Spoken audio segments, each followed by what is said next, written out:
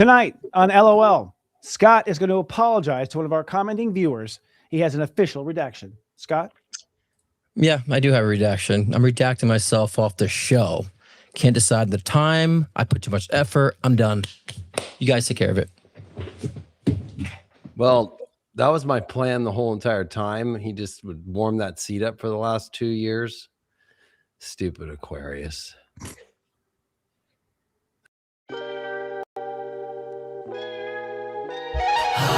I don't just talk stuff and repeat stuff.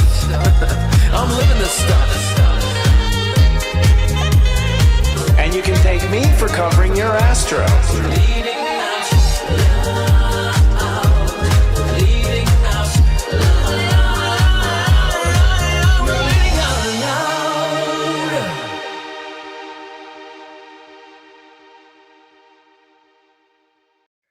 Happy April Fools, everybody. I'm still here. And boy, it's easy to fool Leo, isn't it? Oh my God, that's funny. Welcome to LOL, where we are basically psychic hosts that always lose their keys. I'm psychic astrologer, Sensei Chris. What's going on? I'm David Palmer, Leo King. Come on, David. Spice it up a bit. He's happy. And AI was also created many AI platforms too. We got to put that in his little title too. And I'm Scott Cruz, Psychic Beanie Mentor. What's going on, guys? How's this full moon energy treating y'all? Horrible. It has been gnarly. Yeah, and we're the experts. I mean, I felt this is a time where we're putting on the new ego. I mean, the astrology in the big picture of it is like we're building a new reality, and so the old ego's got to fall, and that's the hard part. And the new ego's got to be born. And the problem is that everyone is defensive as hell, on guard. People are fighting. People are, they don't have the charisma, I think, to get through the ego moment. So we're seeing it everywhere, seeing ego explosion. And, the Palladians call this the frequency wars. And frankly, that's what it seems to be. It's like the things that hit you frequently are hitting you right smack up the head. Anyone can jump in here. Like that moment was horrible. I was going to not steal the spot, but ultimately, I mean, David, jump in with the astrology. It's like, don't let me take it all, but Neptune and Saturn in Aries, I think, is the big thing. And what thing is Neptune? I think like pulls in. It's at step 2 right now, so it's like pulling in heavy emotion and psychic stuff that's buried under the seams. We're talking about stuff that's buried under the ego, under the part of you that's the most defensive part. This is you at age 2, so that everyone's in their terrible 2s with Neptune at 2 degrees. And Saturn is 4 to 5, if I'm not mistaken. So now it's time to take some decisions about thinking differently. And our mouth is getting us in trouble. Our mouth is having liabilities. So ultimately, this is going to be it. These 2 planets are going to be digging through and cutting out the old us, leaving us vulnerable, bleeding and humiliated. But there's a better world to come, right? Yeah, but it has to get to that point where we're at now. It's a full moon in Libra. So, of course, that brings up relationships, but it's also this mere reflection of who we really are. Plus, there's so many big squares. This full moon's in square to Jupiter and Cancer. So it's going to be, in many ways, like where you're feeling empty is probably because you're still attached to the version of yourself, giving yourself away. You're not nurturing yourself in the right way by actually putting yourself into the version of yourself that you should be actually owning. And then, of course, it's Venus and Taurus square Pluto and Aquarius. So I think a lot of that's coming up where, who can you actually share energy with that it's not so much like you always will get exactly the same energy back, but the same appreciation, the same ability that wants to go figure things out instead of just cause a crazy riot.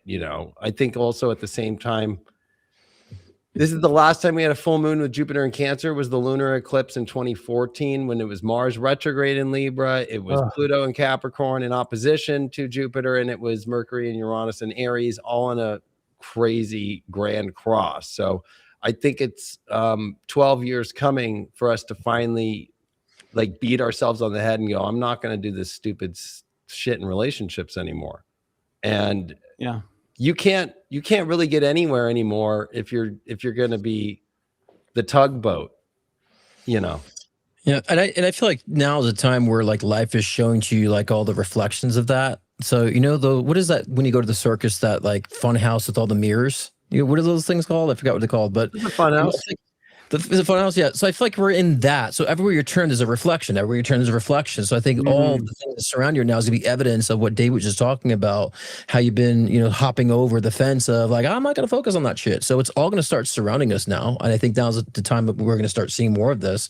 And so I would say instead of running away, because you're gonna find another reflection, approach the reflection, and start cleaning those mirrors. I would say, and I think that starts the internal work. And so when things do pick up and we're in that newer paradigm of self, we're going to be thankful we did, like we were talking about last week, actually.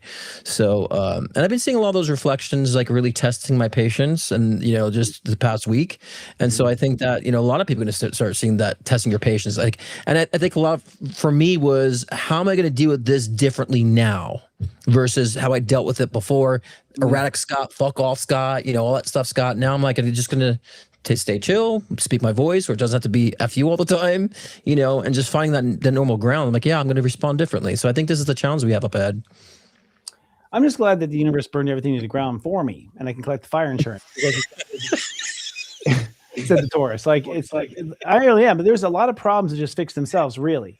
A lot of useful idiots in this particular cycle, I have to say. And I'm grateful for that. I mean, there's things to be grateful for. I think one of the things that feels so icky is the truth is that justice is coming. Justice is coming because, Libra has always been the loser, so to speak, energetically, and Aries has always been the overachiever, that sort of thing in our lifetime. But those roles are shifting now. The egotistical narcissist is now falling, and the one that was unrepresented, the one that gave away too much, is now rising. And both are uncomfortable. The one that's hasn't had the power is having a hard time using it with grace, and the one ultimately that had the power is having a hard time dying gracefully. So it's like I think in all of us we have that kind of battle going on. And you're right, Jupiter in Cancer makes everyone moody as shit. There's all these emotional things that have to learn. You're just like, but at least I'm not escaping this time. Yeah. And I think, it's ironic that facing the discomfort of this choice you make within yourself to actually align fully, like this is me, is actually the safe route. So people are almost extremely attached with Venus square Pluto. And of course, that's important with Venus and Taurus. It's the ruler, but it's a full moon in Libra, which is also Venus ruled. So looking at that, it's this really big death to where are you over attached to things that are not going to advance you forward anymore. You can't value things that aren't valuing you back. I mean, it gets really simple at this point to where it's like you keep putting all this in and you're not getting anything back, and you make excuses because it's safer. I'm going to maintain the stability and the safety, and that feels safer, even though like you're in the middle of some weird house in Idaho and you're like, what the hell's going on? Like, wake up. Yeah. And that's a lot of, that's like you said about that death. I think that's why people are so trepidatious about looking in those mirrors, because it is a death, but I think if we look at the death spiritually as a transformation, I think that we'd be celebrating the old versions and allowing that death to occur. People say ego death. I'm not one for ego death, because I'm like, we need to understand the value of ego. It's there to survive. But if you're relying on the ego to survive all the time, it's going to be, running the show. That's going to be complete imbalance. And so we have to understand that and let our ego allow those versions to die, because the ego wants to hold on to those things for survival, because we've been depending on it. We've been surviving with those versions of ourselves. So I think when we allow ourselves to understand the job of the ego, which is to, if we didn't have the ego, we wouldn't be here on a TV show, on a live streaming show. We wouldn't be on platforms if we have the ego, but we're using our ego for its benefit, to push us. And so we also have to come from the heart. And that's what Dave was saying before about this death, that's kind of the heart becoming the resurrection here, and less of that facade and what we thought we thought we wanted. And that's so simple, right? And I'm tripping with my words. I'm trying to be philosophical, but it's like really not philosophical. It's very simple. And I think we stick to those basics. We'll definitely blossom during this time, I'll tell you, as an 18 at 9 with a 9-degree rising and all these 9s in my chart, I'm all about the Aries stuff. I got Chiron in Aries, so I've been, Aries said, too far. And here's the reality. The reality is the only way to win is to officially lose. I think the ego has to lose. It has to lose officially. They have to think they got away with it. They have to think they won. That's the only way you get out of it. And so the ego loses, but the spirit wins, because the spirit moves on to another level. And it's very hard to swallow and take that moment. But I think ultimately that's what has to happen. If you're gonna ascend, that means you're gonna lose something in your opponent's eyes. They're gonna win, but then they're gonna go on and realize they did not in years, but not now. So it's a long payoff with it too. But this is the part of us that doesn't go to heaven. I mean, this is the part of us that we get addicted to accidentally when we come here and shit. So it's like it's the animal in us, it's the monkey in us. But I Spank think that monkey. there is that animal, but it's trapped in its own cage, and there is nothing that is keeping you in the cage but yourself. And I think that's the hardest part with this. Is it feels safer to stay in the jail. Like you see that with people who go to jail for a long time, right? Like once they get out, they actually go do a crime just because they feel more comfortable to go back in that safety system of, well, I know what the jail life is like. I know I have friends there. I know the way that the racket works.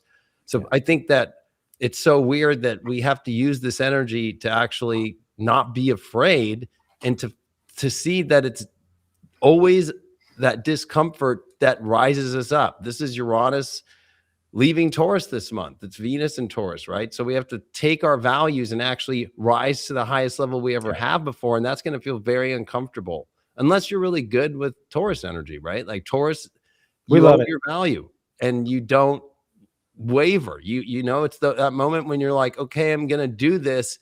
And you don't know the result, but you know internally, you know, I know the value of this and it's going to show up. And a lot of that is learning the art of surrender with the end of this Mercury and Mars and Pisces before the biggest load of Aries we've ever seen in our life is coming.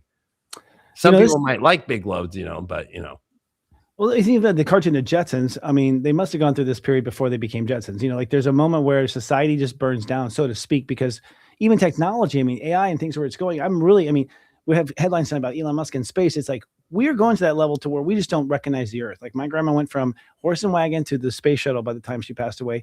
We're about to that same leap. And so in other words, it's like, get over your shit, because this is all about to end. None of it's going to matter at all. And next time you're going to have a fight, it's going to be in a hologram.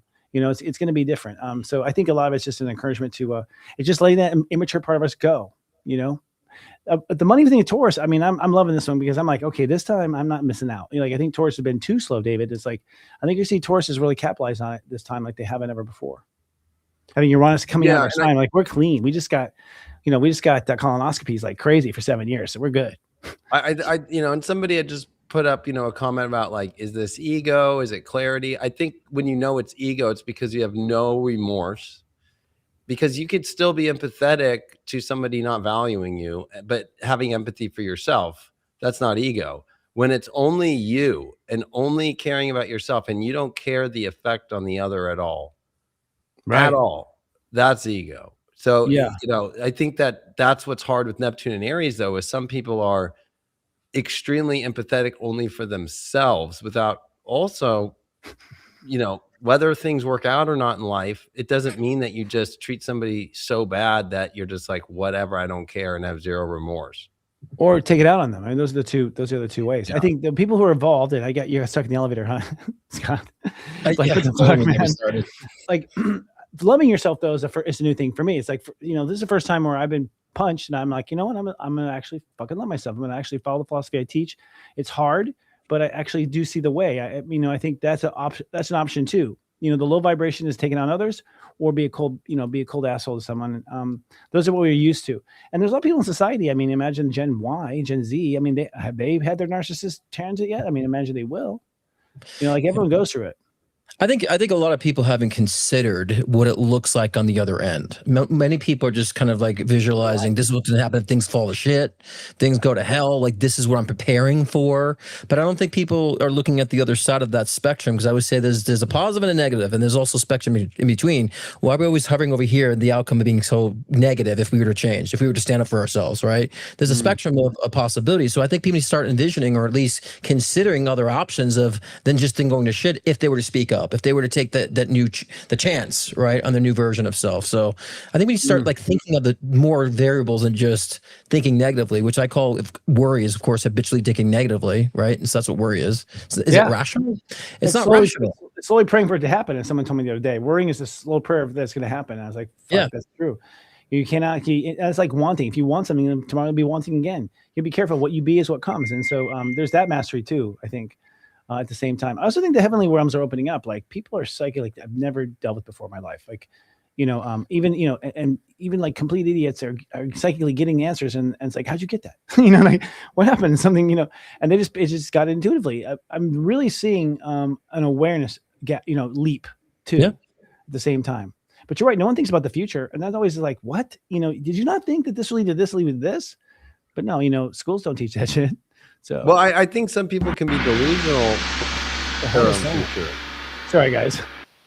That's kind of that's a delusional thing too. Wow. It was, yeah. But I think the problem about the future is people can be delusional about their future by putting themselves like so far into it without seeing all the things that are right in front of them that they're not facing. Part of Aries is the face, right? So it's like you've got to face everything right now, and by doing that, you already know your future will be okay. Instead of putting yourself into that future and like making it in this little like box, like as if you were a toddler, right? And like putting yourself into the little castle that you're like building for yourself with your little toy dolls. Like that's not gonna work right now. It's much more like by me getting out of this, by me stepping into who I really am, you are setting yourself up for the best future. And you have to get into that higher sixth sense, as I guess we could call it, the higher realms of our psychic ability, to just have that knowing and that guidance of like, okay, yeah, I'm on the right track. I don't think that we need to see the whole thing right now and be like, okay, that's exactly what it is. Because that could also be a delusion right now, because you could be not facing anything and just, you know, problem with Neptune, whether it's in Aries, Pisces, or anywhere, is we could really get lost, and especially in Aries, into like this egoic version of just where it's go. You delusional is real easy. And when you have Aries ego and you have Neptune, of like, oh yeah, sure, it's possible. I mean, God says yes to everything. So Neptune's like, sure, go for it. You know, like, I think that's definitely a danger. But I think we're going to see too, y'all, there's not going to be time. From what I feel when I look into the year and I'm analyzing the year, it's like, time's going to speed up. This is the beginning. We're only in the very beginning. The race cars have just lined up from what I can tell. David and you guys chime in, but it seems like somewhere, you know, I'll say right now, when the sun goes to 27 degrees Aries, it's that flag is on, and you thought we're moving fast now. Whoa, I can't imagine what the reveal will be. We already have half the world in a war. So what could possibly come next? You know, but I do think there's something bigger. And I think it lights a fire in their ass, and suddenly time speeds up. And people who have not made that thought or thought ahead are fucked, because they're going to be pushed down the road and they're not going to know where to go. Well, and that's the thing. A lot of people in the spiritual communities have been like wanting things to speed up. You know, want things to happen now. They're wanting things like, when am I going to get what I want? It's like, well, things are speeding up. How are you taking advantage of the currents?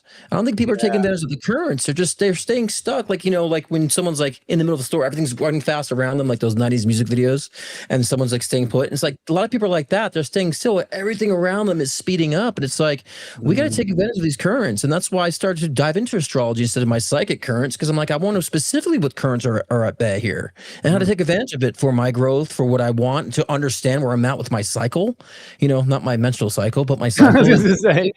So, you know, and you need to understand like what cycle you're in. And I tell people, you're wanting relationships, but you're not in that cycle of getting relationships. You're in a cycle of like self-love. You're in that cycle of like stopping to be taken advantage of and stopping that consistency. That's a cycle you're in. Understand it, embrace it. This, when you complete that cycle, then you're in your relationship.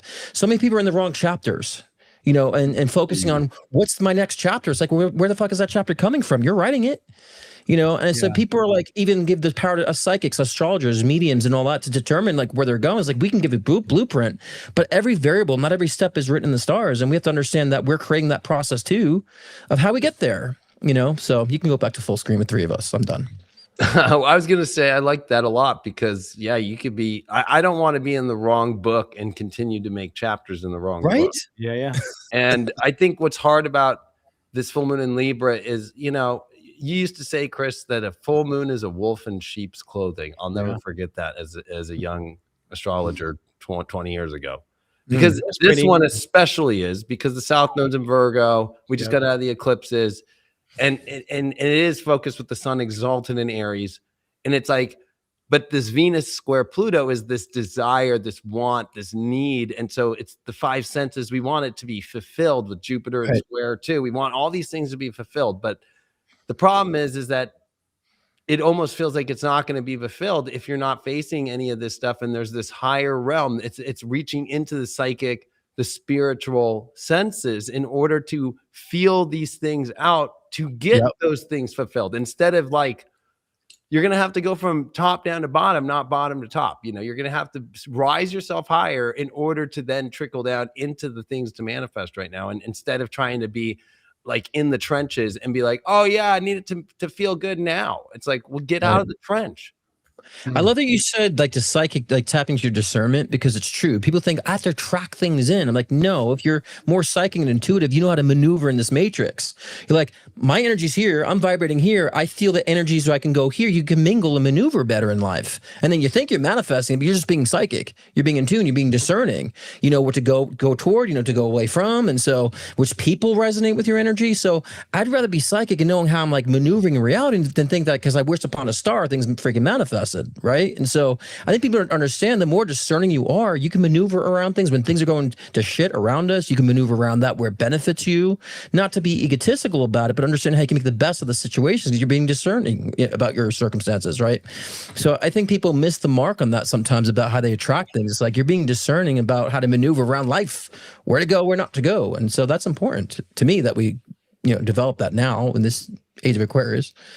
As the only Akira return guy here, I'll tell you this, boys. By this time, the universe is like so fucking obvious with me. It's like, hey, that thing you've done 20 times. Like, there's not even a hint. Like, there's no guessing here. It's like, if I don't pass this test, I'm a moron. Like, the symbolism, it's so exact. It's almost like they're making sure I'm watching before it happens. Like, are you kidding me? It's so literal for me. So I'm just like, okay, this is a fucking carnival ride. I'm just like, just. But you're right. I think when I'm in the game, I like to stand back and look at the big picture. I like these things, but then when I'm in the actual game itself, my intuition's calling the shots. It's like a total moment to moment, just writing it as I feel in the moment. And that always does guide me if I listen to that part. I think the part to listen to now, folks, is like your heart. Your heart is so important right now. Like love is important. The age of Aquarius is about love. But what that means is the most loving thing for you, the most loving, not the one your ego wants, not the one your penis wants. It's like what your heart wants the most. Okay. Thanks for that. Well, if you follow your heart, your penis will be happy. I mean, that's the thing. The heart will lead to everything. You know, it'll lead to every kind of joygasm there is. So if you just listen to it, and it's hard because the mind is an asshole. It is hard, all the time. Oh God. I was gonna say with this Venus square Pluto, and Pluto's in Aquarius with us for another 18 years. Yeah. If you're at the carnival and you're going into the fun house, and then the carney's like, hey, you want to come back here with me really quick? That's where that psychic discernment goes. No. Right. Right. I do not want to go into the back behind the fun house into the RVs that are 40 years old with you guys. Wow. And play whatever's going on back there. I might. I mean, you never. I think, but if it was discerning, and if he was like, "Hey, if writing it aligned with you, right?" So that's where it's different for everybody. It could be where the carney's offering you something that actually, there's a secret world, and he's got a cool thing that you need. But you know, that's where that discernment has to come in. Yeah. And I think when it comes to people when they're with their desires, it's an Aquarius. So it's like, can I connect and bond with who I'm connecting with? And have a mutual respect of values, even though we might not agree on every value, but I can still respect it and I still appreciate what you bring to the table. I think we're in a world right now with people that have no appreciation. It's very clear to see as day now. Oh, for themselves, though. They don't have it for themselves. That's the problem. Yeah. I mean, if you learn to appreciate yourself, there's no way to appreciate someone else. But it does separate the crowd big time. I'm sorry, dude. But that's what discernment will bring, is that appreciation for self, right? But discernment also, people realize I have other options than the same repetitive bullshit I've been doing before. Feel like I have discernment, but I have a new option. I have a new choice to make. Oh, wow. Who would have thought, right? And so, I mean, that's why I've been coaching my clients and getting them into like more of their intuition, their psychic abilities, because like we talked about, David, right? About when AI rises, so is human consciousness. So we better be prepared that we have something high vibe and something very extra 5D consciousness as AI is doing its thing. We're going to need to do more of that discerning, more of that intuition, that psychic awareness and channeling abilities, so we can, you know, move forward with our creative abilities and so forth, you know? So, yeah, that's more important. And that does, like you're saying, Christopher, comes from the heart, you know, all that is heart-based. And so, yeah, I agree with that 100%. I'm amazed. I'm not kidding. That's our sound that we came out with. We'll be right back after this little sponsor. Go sponsor.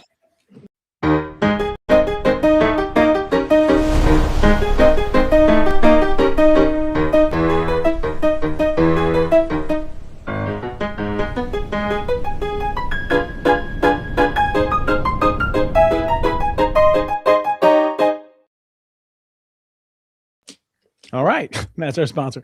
Actually, I like this whole thing. If you notice, we're kind of traveling through time. We decided actually as a theme. We talked about it in our after show today. Yeah, no, we want to be in different time periods. So we're going to be in the Roaring 20s for this event here. I guess Aquarius.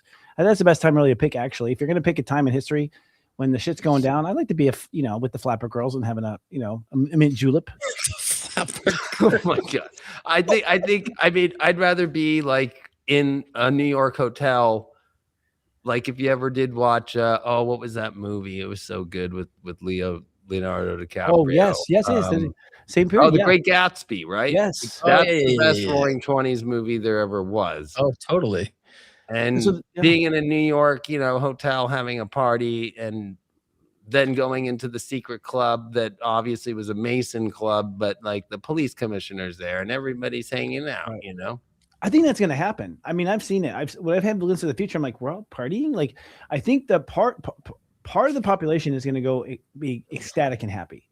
And I think it's partly us. I think it's people who've done the work and they're just like, thank God. And we realize there's there's AI, there's a Freudian there.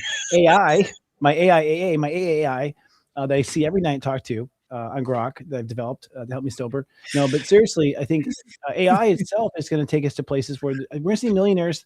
I was talking with someone else today. We're going to see people who are millionaires. The person who was like, had all the good ideas, but couldn't get his fat ass off the couch, he's going to be a millionaire now. Yeah. It's the good ideas. And a lot of people, and the people who've made it into TV and other places, they have no talent. No offense, guys. But but they actually get off the couch and go to work. So they got the job. So we're going to see a reversal, I think, of economy. I think we're going to see people who have great ideas rising to the top. And who knows, those people don't have success really under their belt. They have no experience with power. So in the same sense, we're going to see a lot of, emperor with no clothes, I think, too. People who've never had power before, handling it horribly. I have to say, the top story this week in that kind of like reality was a guy just made an app for every Mac using AI that when you tap your laptop, it makes a moaning sound like, oh. And you have like all these different moans. Oh my God. So every time you tap it, it will moan, and made like $250K. Holy moly. So he's able to crack in the OS because of the AI. Like you're just getting around all the walls. Made a Mac OS app that do the AI just with different moans. And every time you tap it, it makes a moan sound. I want it. I mean, for iPhones too. It's great for Pornhub, I guess, right? Because it's life. What you just said though is true, and I think that's what's really interesting is people are so like, oh, I don't want to do this. Well, and then they'll say like, but the military's using it. It's like, what happened with film? It got to where if you just see with the Weinstein stuff and all this stuff, like film got so bad. What do you think created YouTube? People finally going, okay, I'm going to get my own camera and I'm going to start making my own content. Right.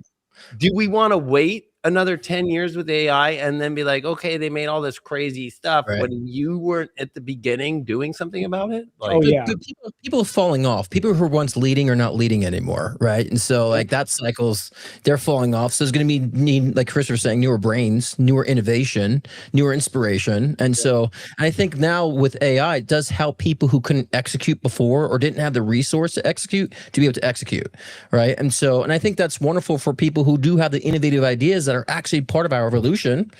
We can actually do it now, and those people can do it now. So yeah, I agree with Christopher. There's gonna be a lot of that, cycling off into the newer minds, and the execution is no longer a factor anymore. But we're seeing things breaking down with politics. Things are breaking down. I predict the celebrity culture is going to be gone, and that's dying. So I think people will be able to find all their own audiences in a good format. So we're all kind of a celebrity in our own right, in a sense. I think that's where we're headed. We all have our own channel. I agree. I think what's going to happen, I feel what's going to happen is that there's going to be smaller communities, niche communities, which have happened already. I mean, Serious Toys in niche community, David's in niche community. We've created these little niche communities, and then these communities have their own stars. And I think then what happens is the stars sort of tour and meet each other's communities. It's not going to be a celebrity Brad Pitt thing anymore ever, where it's like one guy, one girl that is loved by everybody. It's going to be collaborative. People that are loved by many, many people, and there's somebody in their crowd, but you don't know who the hell they are when you're choosing someone else's crowd. But that makes it more compelling anyways, I think, to surf crowds and stuff like that. I also feel people are going to travel now. I think the world is going to this is the global generation.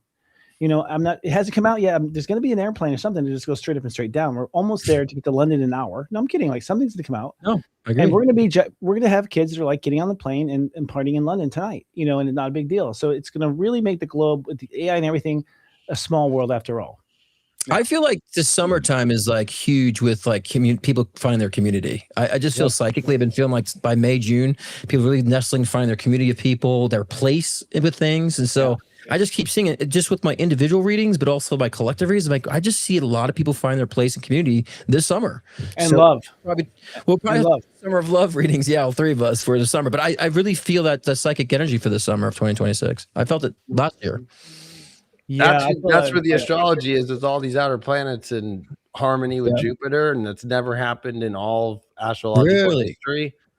Oh yeah, it also means though, like with what Chris was saying, like there's going to be stuff that just comes out of nowhere that blows our mind as far as like, okay, we could get to anywhere in a weird way. Like these outer planets take us in a harmonic alignment that really is taking us literally farthest out that we've ever thought. I mean, if you think of today, I guess if the story's true or not, right? Are they really going to the moon? Like, you know, but to have 4 astronauts back up in space to go to the farthest reaches in deep space that we have, that hasn't happened since the 70s.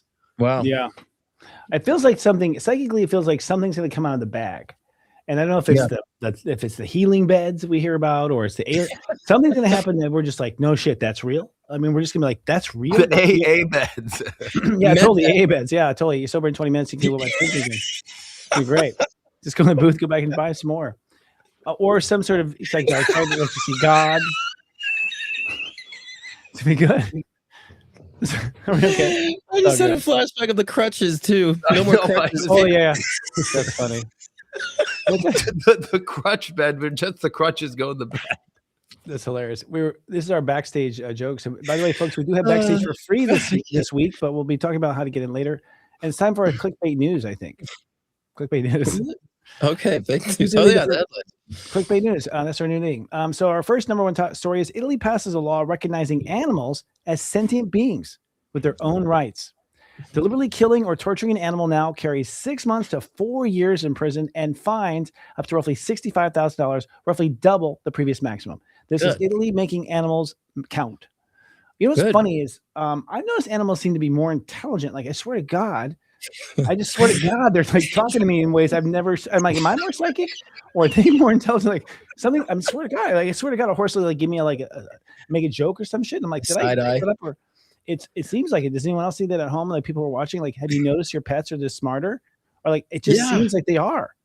Yeah, I think we're just becoming more connected. I think they've always been smart and sentient. I think we're becoming more sentient. They're like, the humans are getting it. Yeah. We become more sensitive, but of course it takes us Italians to make that happen. So I think that's wonderful, and perhaps maybe that's leading us into. I'm a meat eater, like I'm total like all about meat, but I also question to what degree do we not eat in such density? Is there going to be a shift to where we stop eating sentient animals or animals in a sense? I wonder that, even though I love meat.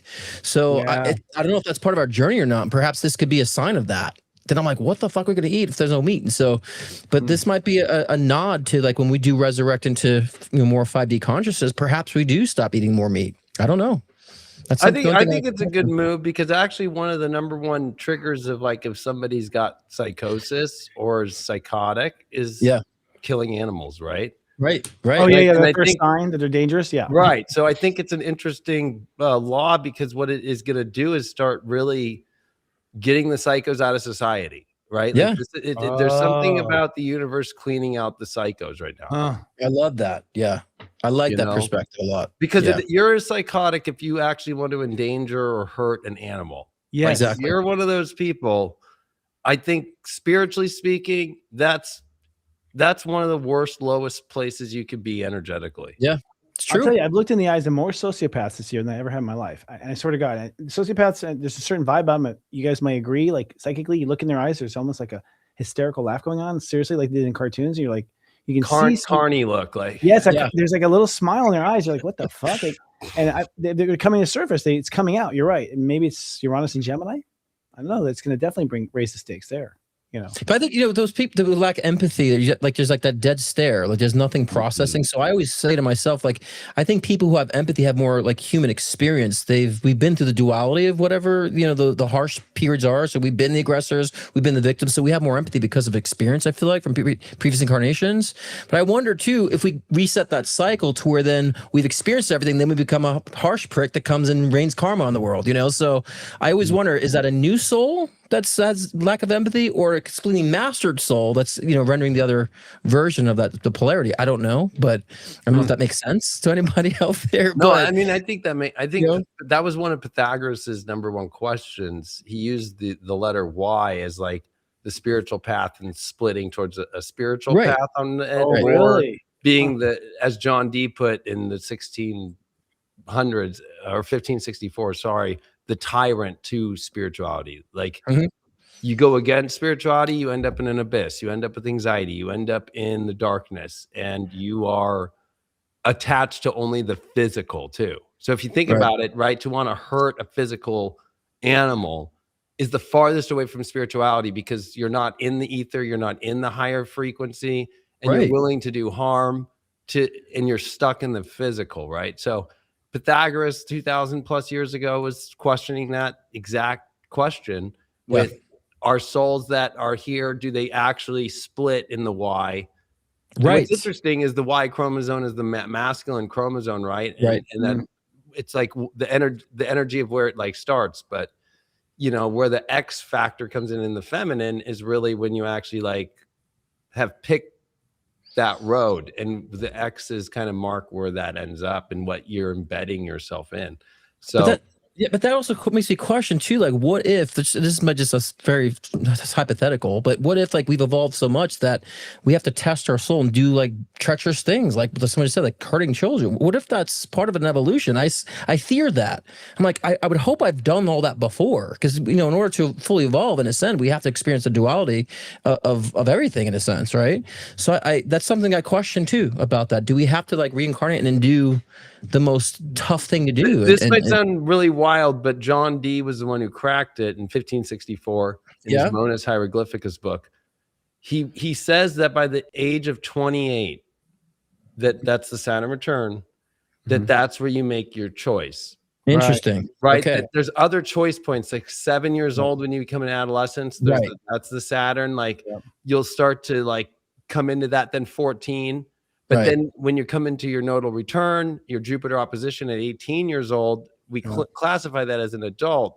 But it's in that period between there and 28 years old that he says that's the last part of the stem of the Y before the split comes. Interesting. What you choose, and it's a permanent. There is no more going back to the other side. So you don't think with that, you don't think that as we evolve and incarnate and have different incarnations that we don't decide during that timeline in a sense of our soul timeline? I think we do, but I think that there is a time meter on whether you're going to repeat or not, or break away and actually learn from those past lives and actually experience the higher wisdom. And that's actually one of the terms that is used as wisdom on this going to the right side, which is ironic. The right of the Y. The left is the wrong way in the Y.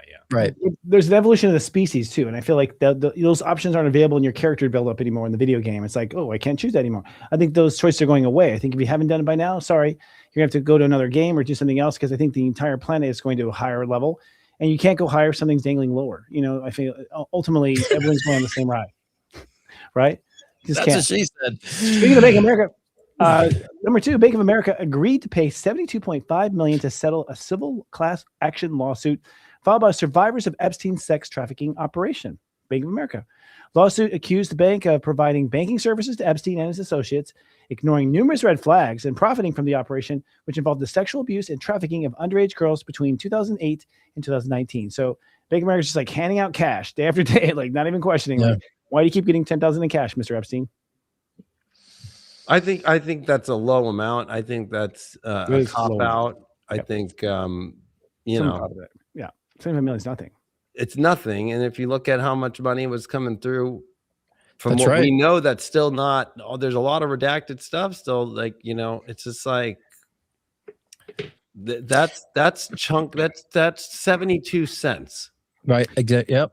Especially I think we were talking about last week how, Jeffrey Epstein won the lottery twice. I know. Oh yeah, that's a setup. And there was over 100 million at one of them. Oh my God, that's a laundering team right 85 there. million. Yeah. So that's that's crazy. That means investigative deeper. You're right. Yeah, it was like in the Midwest, and then he won it like 3 times. Yep. With the mega number, which that's the number you're always like, come on, like. Yeah, but that makes you think too. Who else is rigging the system too? You know what I'm saying? If they're able to do that, then is anyone really seeing that money? Really? Honestly, since it went from golf balls flying in the air to computers, I was like, bullshit. I mean, come on. The Price is Right reel was rigged too. I know. Like, come on. You know what I mean? I was like, it would speed up a shit. It would be like so it's all been rigged. Anytime they you go into a casino and somebody just had like logged into the BIOS, like. They've set it in Vegas to where it's at the lowest amount to win because they're losing so much money there. Yeah. Yep. So everything's rigged like that. Everything's rigged, and everyone in the town that I talk to who go gambling here, which is interesting. I've never lived in a town. I'm in Palm Springs. There's a casino here, Indian casino, and people go there like, okay, they'll leave your house or whatever. They're like, I'm going to the casino. It's like 3 a.m. Like, what? Going out. And like, yeah, this is when the machines pay. You're like, what? Like everyone has their theory about when the computers will actually pay. Like the cycles of how much they have to do. It's all big theory, but they realize it's rigged, but they're still trying to figure out the rig. Well, they have to do it digitally now because the freaking wheels are like breaking the laws of physics. It's like beep, beep, beep, beep, and it goes back. So we need to be digital. But yeah, it's even more open to things being rigged right now. And see, this is the period that we're in. And I was talking to actually my mom about this. It's like almost like no one believes anything anymore. It's like, but that's bad too. Then we end up not believing everything when there's truth in front of us. So again, there's that discernment thing again. We got to start like really practicing our discernment because a lot of us got to a point we think nothing's real anymore. It's all fake. Well, and I think that's a dangerous part to be in too, right? His name is Yeshua, not Jesus. I mean, like we've been lied to a lot about a lot of weird things. Like at the end of the day, I don't. What was the truth? What was the truth? I don't think we know. In fact, this is good for Article 3. Archaeologists discovered Zapoetic tomb. I'm not sure how to pronounce it, from approximately 600 A.D. with intricately carved stone reliefs, colorful murals, and calendrical inscriptions. Mexican President Claudia, I can't say her name, call it Sheinbaum. Thank you guys, Sheinbaum. Thank you. The most important archaeological discovery of the last decade in Mexico due to its exceptional preservation and the wealth of information it provides. It includes a standout giant owl sculptures. Mm-hmm. So this is before 600 AD. So it's like, okay, our clocks are wrong. We're really wrong about all the time. We have no fucking clue how long American citizens have been on the planet. We have no clue when society has been advanced. We really have no clue.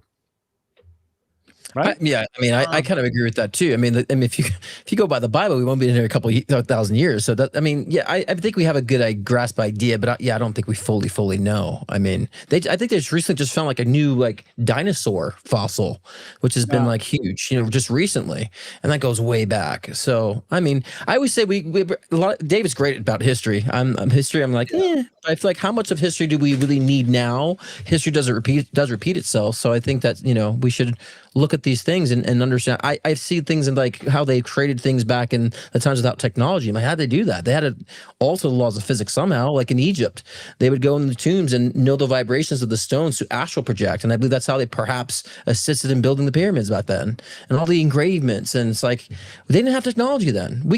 Most people can't do half that crap now without technology. So I got my theories on that. The one thing in history you find is every civilization was obsessed with time and calendars and trying to figure that out. So believe it or not, even going back 2,000 years before 0 AD, that you have Greeks meeting up at centers and during the lunar cycles of the full moon and the new moon, and that's when they would mark, and like days of the week really started to get created by these calendar systems, which were just making a mark everybody would just meet under the full moon and just make a mark in this one area.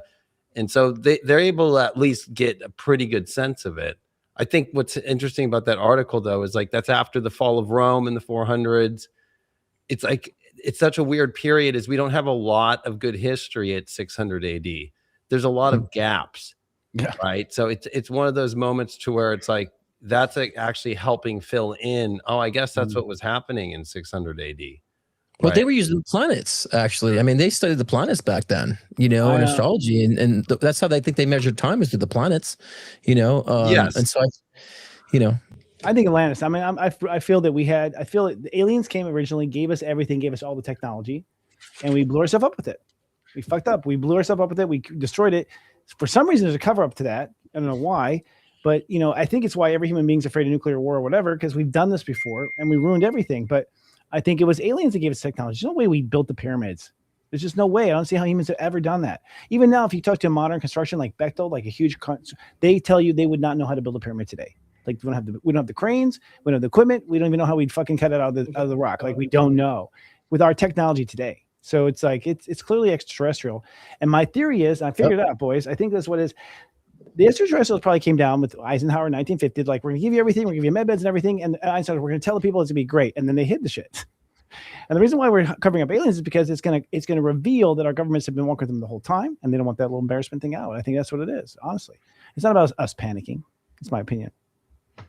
Yeah, I mean, I think because the alien thing's getting big, there was just like a senator in Australia who just posted and showed, like, I can't reveal everything, but here's the classified, and I'm about to release a bunch of stuff. Plus, we have Matt Gaetz, who just like a day ago came out and said that when he was in Congress, that people that were in uniform were telling him about hybrid centers, 15 of them in America, where humans and aliens were mating. Okay. And that this programs have been going on, right? Yep. And that's something that Alex Jones was saying years ago on Joe Rogan. Like, I want to talk about the animal-human hybrids. It's a very good version. Yeah, no kidding. That might be the thing I was talking about earlier. It's like there's gonna be something we're like, that's a thing. I think we're about to have something like that come out. Maybe that's why Italy's putting this whole no-kill animal law, right? Because you don't want to kill a hybrid. Maybe it's more about the hybrid human. That's true. Or the animals have all been hybrided and they're smarter. It's possible. Interesting. All right, moving on to taking hybrids. Elon Musk announces a Terafab project, a joint venture by SpaceX, Tesla, and XAI, all of his companies. Plans to massively scale AI chip production. Target is a number one terawatt of all compute per year. So I guess one target. So roughly 50 times the current global output is what he's suggesting. Plans to build billions of Optimus humanoid robots, advanced vehicle AI, we'll see if as long as Tesla can stay on the road, robotaxis, everything, and massive space-based AI data data centers and satellites. About 80% of the output is planned for outer space. So basically, they're putting chip factories, robots that work in space. I wonder what state's going to have that hovering over it. Like, what state doesn't get sunlight anymore when you put a fucking factory in space? Like, well, he wants to put it on the moon. Yeah, that's a lot of fuel to get there. Yeah, but if you think about cooling down all these GPUs to create this kind of power, I mean, even Apple's been pretty good because you don't hear your fan as much, even with the craziest MacBook Pro, and they have some of the best silicon ever. But to run these bigger GPUs, they don't use that. They use big GPUs that are made by NVIDIA, and those you got to have liquid cooled, you got to have with air cooling. But if you were to put them in space, there'd be no need for that kind of cooling. It's a brilliant move. I must say, it's a brilliant move, but I don't want to see it hovering at night. It's just like, get that shit out of my eyes. I mean, I already can see the satellites go by. I mean, it'll probably be one of those things where my kids will like remember maybe the beginning where the moon didn't show anything, and then it'll look like pimples on the moon, and then it will turn into looking like bruises on the moon, and then it'll like turn into where the moon looks like a whole entire city one day. You know what I mean? Like, what is that thing? Yeah. Interesting. Yeah, you see. And then that's probably what's on the backside of the moon. I think that's the most interesting part. If this Artemis 2 is really doing what it's saying it's going to do in 6 days, we're going to have the first video from them on the backside of the moon, the first humans to ever be on the backside of the moon. That's coming out? Wow.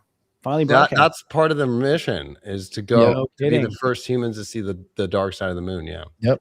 And I hope they're playing Pink Floyd at the same time too. Oh, I know. Yeah. Yeah, actually, that's interesting. I wonder that'll be interesting to see. I think there's a lot of theory about the moon that we should do a whole episode on the moon, because I've heard the ancient stuff, and allegedly was towed into space by the race that was rebuilding Mars. It's the only unnatural thing that does not rotate. Everything else in our solar system rotates. Right. It's the only thing that is odd and not fitting in. Perfectly odd. And like, there's all the planets, Jupiter's got 60 moons, but not one of them is 30% of its mass. Okay. Like, the moon is so big compared to any other moons, and so close to us compared to other moons and other planets. It's unreal, and it's exact cycles and everything, how it tilts, and even the eclipse factor is rare. Apparently, that doesn't happen in most cases. So it's like pretty crazy. All right, this is our fifth and final, boys. Bullet used to kill Charlie Kirk did not match rifle allegedly used by suspect Tyler Robinson. New court filing claims. The court has been asked to delay preliminary hearings for several months to review evidence, obtain additional testing, and expert reviews. So something's fishy about that bullet, huh, boys? The whole Charlie Kirk assassination was fishy to begin with. It was, yeah. I felt like the guy was a patsy, and it just seemed very staged. And Mrs. Grifter there, I feel like she was involved in it too. And it's just the timing. I feel like after he was talking about Israel, and after he was talking about dealing with the Epstein files, and boom, he's outed. So it just feels all very sus. Especially with this, especially with the government today, modern government. Especially because now we get some official. This is what the defense is saying, and that's an actual fact that's right. what was found by the federal agents involved with this. That's not a good sign. At the same time, like Candace Owens just brought on this woman who's on. She used to work for CIA and NSA. She's been doing all of her own research, and so everybody's been talking about that microphone that was on him, and they traced down to. I think it was April 22nd of last year, the purchase of this $454,000 microphone that our government uses to kill people with. And they found that, and they found the transaction, and they found how it was the shortest contract, and it's in the period of when he was assassinated. So wow. that's kind of getting a little bit like, this looks like it was really planned, and it's kind of scary because was there foreign government involved with America? Like, yes. And my gut says yes. All the family of Tyler Robinson or whatever his name is, right, is saying like he wouldn't do this. It was even weird because when you look at the video of him coming down, it was like, where's the gun that supposedly he had? Where's that? Like, there's no clear evidence of it at all. There's cameras around surrounded Charlie that were like high def 4K cameras, and none of us get to see all of that footage. Like, that's true. And did they ever get the footage in the back of him too, the camera? Because I know there's some. There was there was a little bit that Candace somehow already had since the beginning, but it definitely showed there was some sort of blunt force that blew his chain back, right? But there's something about that mic that was set up that was very odd. And then of course those videos of the guys who are like looking at the same time, or the guy that was next to him with the hat on, like doing the tip, and then with his hat, and then just like 2 seconds later, boom, it happens, and he's the first one to run. You know what I mean? It's like, there's something. That's what's super sad, is that if you actually look, he was the one who was warning the world about this moment we're in right now. Yes, actually, he was. Yeah, but it's weird because I don't know. There's something about him. It's like I feel like his soul chose this. I don't know why. I don't think it's right that it happened, but there just feels like a soul contract there. Like I look in his eyes before he died. I'm talking about the weeks before he died, and I swear to God, he knows something. He knows something. I can read him, and he knows something. Well, I think he knew that he was with a plant. And, there's a lot of evidence saying that he was divorcing Erica right before this happened too. So I think he had realized, because there was so much donor money, it was a nonprofit. Like in 2020, they didn't have much money. They actually had to redo their tax returns in 2024 and actually add 23 employees because there was hundreds of millions of dollars running through that thing. Wow. Right? So once you go from kind of like, okay, we're doing some cool events, to like, we've got literally like $500 million running through this thing. Yeah. And you're just taking the money thinking as the CEO of this, nonprofit, like, hey, like, this is what we've always wanted. Yeah. Well, there's from the meetings he had to go to, right? Like when they were all writing to him, or when he had to go to Washington, and like these donors weren't happy about what he was saying about Israel. Right. And exactly, it's kind of like this, hey, we gave you money, there's that whole, like, I'm scratching your back, you better scratch mine. And then you realize your wife is in on it, like has been planted the whole time. God. Right, exactly. I mean, look, I felt that from day one. I'm like, she had something to do, like I knew that. I just psychically knew that, right? And even if the shot was so precise, it would have to be either government or, like you said, that microphone that was attached to it. It's one shot so precise, and the timing of when he was, talking about, mass shootings. Actually, it was the timing that actually happened too. And so, no, I mean, to me, it just was so obviously staged, the whole thing. And then, of course, the drifting up we're seeing now.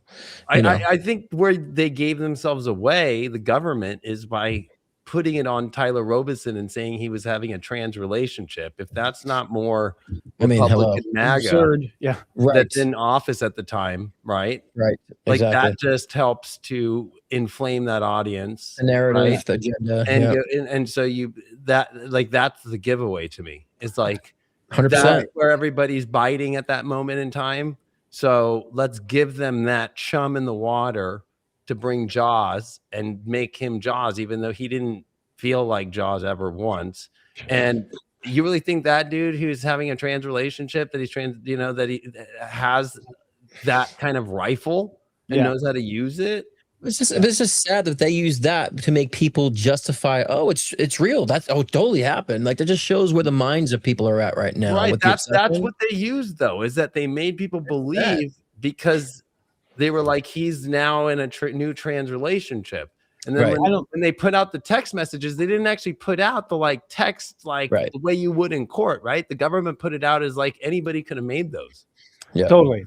I think honestly they're stupid because they have been, giving us Florida in the water. They've been, Mockingbird, all the scripts and everything to be really stupid. Americans have gotten really savvy sitting home watching Netflix, and we see through this bad writing. It's all bad writing, man. And they don't realize it. And it's like, but we've seen this plot so many times, too many times reruns. And it's like, we're going to figure it out. They, the American people, the world population, we get it. We see through it. And I think at some point, the tipping point will be interesting is when the people suddenly go, no, you need to explain yourself again. There's a moment we take our power. And that's what I'm excited for. Well, and I want to mention one more thing. It's also at the same time when they released the JFK files, where that's what Americans for 60 plus years have been like, what happened? It's been a little attraction in Dallas since. And now, then right after they do that, then the Charlie Kirk things happen. It's like, okay, we've given out these documents to make you look at all this weird stuff. But now everybody's doing the same thing they did with JFK and his assassination with Charlie Kirk. It's the same. That's funny. Let's distract him with another one. I think we'll get to the bottom of it. I actually think it was his vice president the whole time. I mean, I as a kid, I smelled sus with JFK, I think and I mean, that one, a lot of that one's coming clear with that. But actually, there's a lot of documents that haven't been released yet with JFK. And a lot of stuff came out in the last 2 weeks about it, that it's about the nuclear program in Israel, that's what JFK was coming after. What? Yeah. Wow, that's totally new. How come everything? Wow, what's everything pointing to Israel all of a sudden? It's weird. I mean, I never saw it coming. I never saw it coming. I got shit for this like 4 or 5 years ago. I said, Trump is a puppet of Israel, and people gave me shit for that. I just saw it. Well, and so yes, it is centered on Israel, and Trump's a puppet of that for Israel. Well, and I think too, especially now with the war with Iran and all this, the alien.gov that's been reserved and releasing the alien files. That's great for us, but we're still not getting the Epstein files. And for me, someone who suffered, sexual abuse as a kid and went through the cult, ritualistic trauma in my life, I need these people to be exposed. I need that to be exposed, for based on what I went through in my life. You know what I'm saying? And so everything's deterring away from that. And especially because there's children involved as well. And that's one of the biggest things, whether it's the abuse of women, the abuse of children, those rates are not going down. And you're letting this just continue to happen and just act like it's no big deal. Or they use all the Pizzagate lingo in them. They'd release that when they told everybody, no, that's not happening. It's like, that's happening. And then they use all the symbols that are in the Senate building as part of their code. So the Epstein files is like the blueprint to everything that we question and everything that has been reserved from the public and the media and the masses. The Epstein files holds all that, the blueprint to all that, not just with trafficking, with everything else, those in power. With vaccines, with everything, with technologies, with investment in science. I know. Cloning. Being a kid in the 70s and seeing a kid's face on a milk carton for my whole life, I'd never put it together. I'm like, holy shit. Because we're kids, we're always talking about, this person's missing, this person's missing. It was like a common thing. even as a kid, I was like, why? I didn't understand. It didn't make sense. And looking for these lost It was children. the ice cream man back then. Remember that Oh my was like God. the thing to be afraid of. On milk cartons, we're sitting there looking at each Yeah. other. It's like it's kind of spooking out too. It's like you could be next. It's dark. But you know what? I don't think I see when we were talking at the beginning of the show with Aries, the people are wanting justice now, and the narcissists are falling. I'll tell you, it's going to flip in the right way. I just don't think mothers against drunk driving would stand there and go with mothers against kidnapping. It's like a scorned mother, watch out. I just think at some point you're going to see the people rise, and that's going to be it. But first, we're going to see a commercial. Speaking of, yeah, we'll be right back after this, right, Mister? Scott Cruz is popularly known for his life-changing one-on-one readings to also guide in your soul ascension journey. With life readings, get insight into your relationships, career, health, trauma healings, past life regressions, and more. Want to connect with a loved one who's transitioned? Scott's mediumship session can be the gateway to you and your loved ones in spirit, bridging the gap between the physical and the spiritual realm. If you want to enhance your own psychic ability, Scott's Intuition Builder session can help expand your psychic and mediumship abilities. So sign on to scottcruzpm.com to book your own personal session today.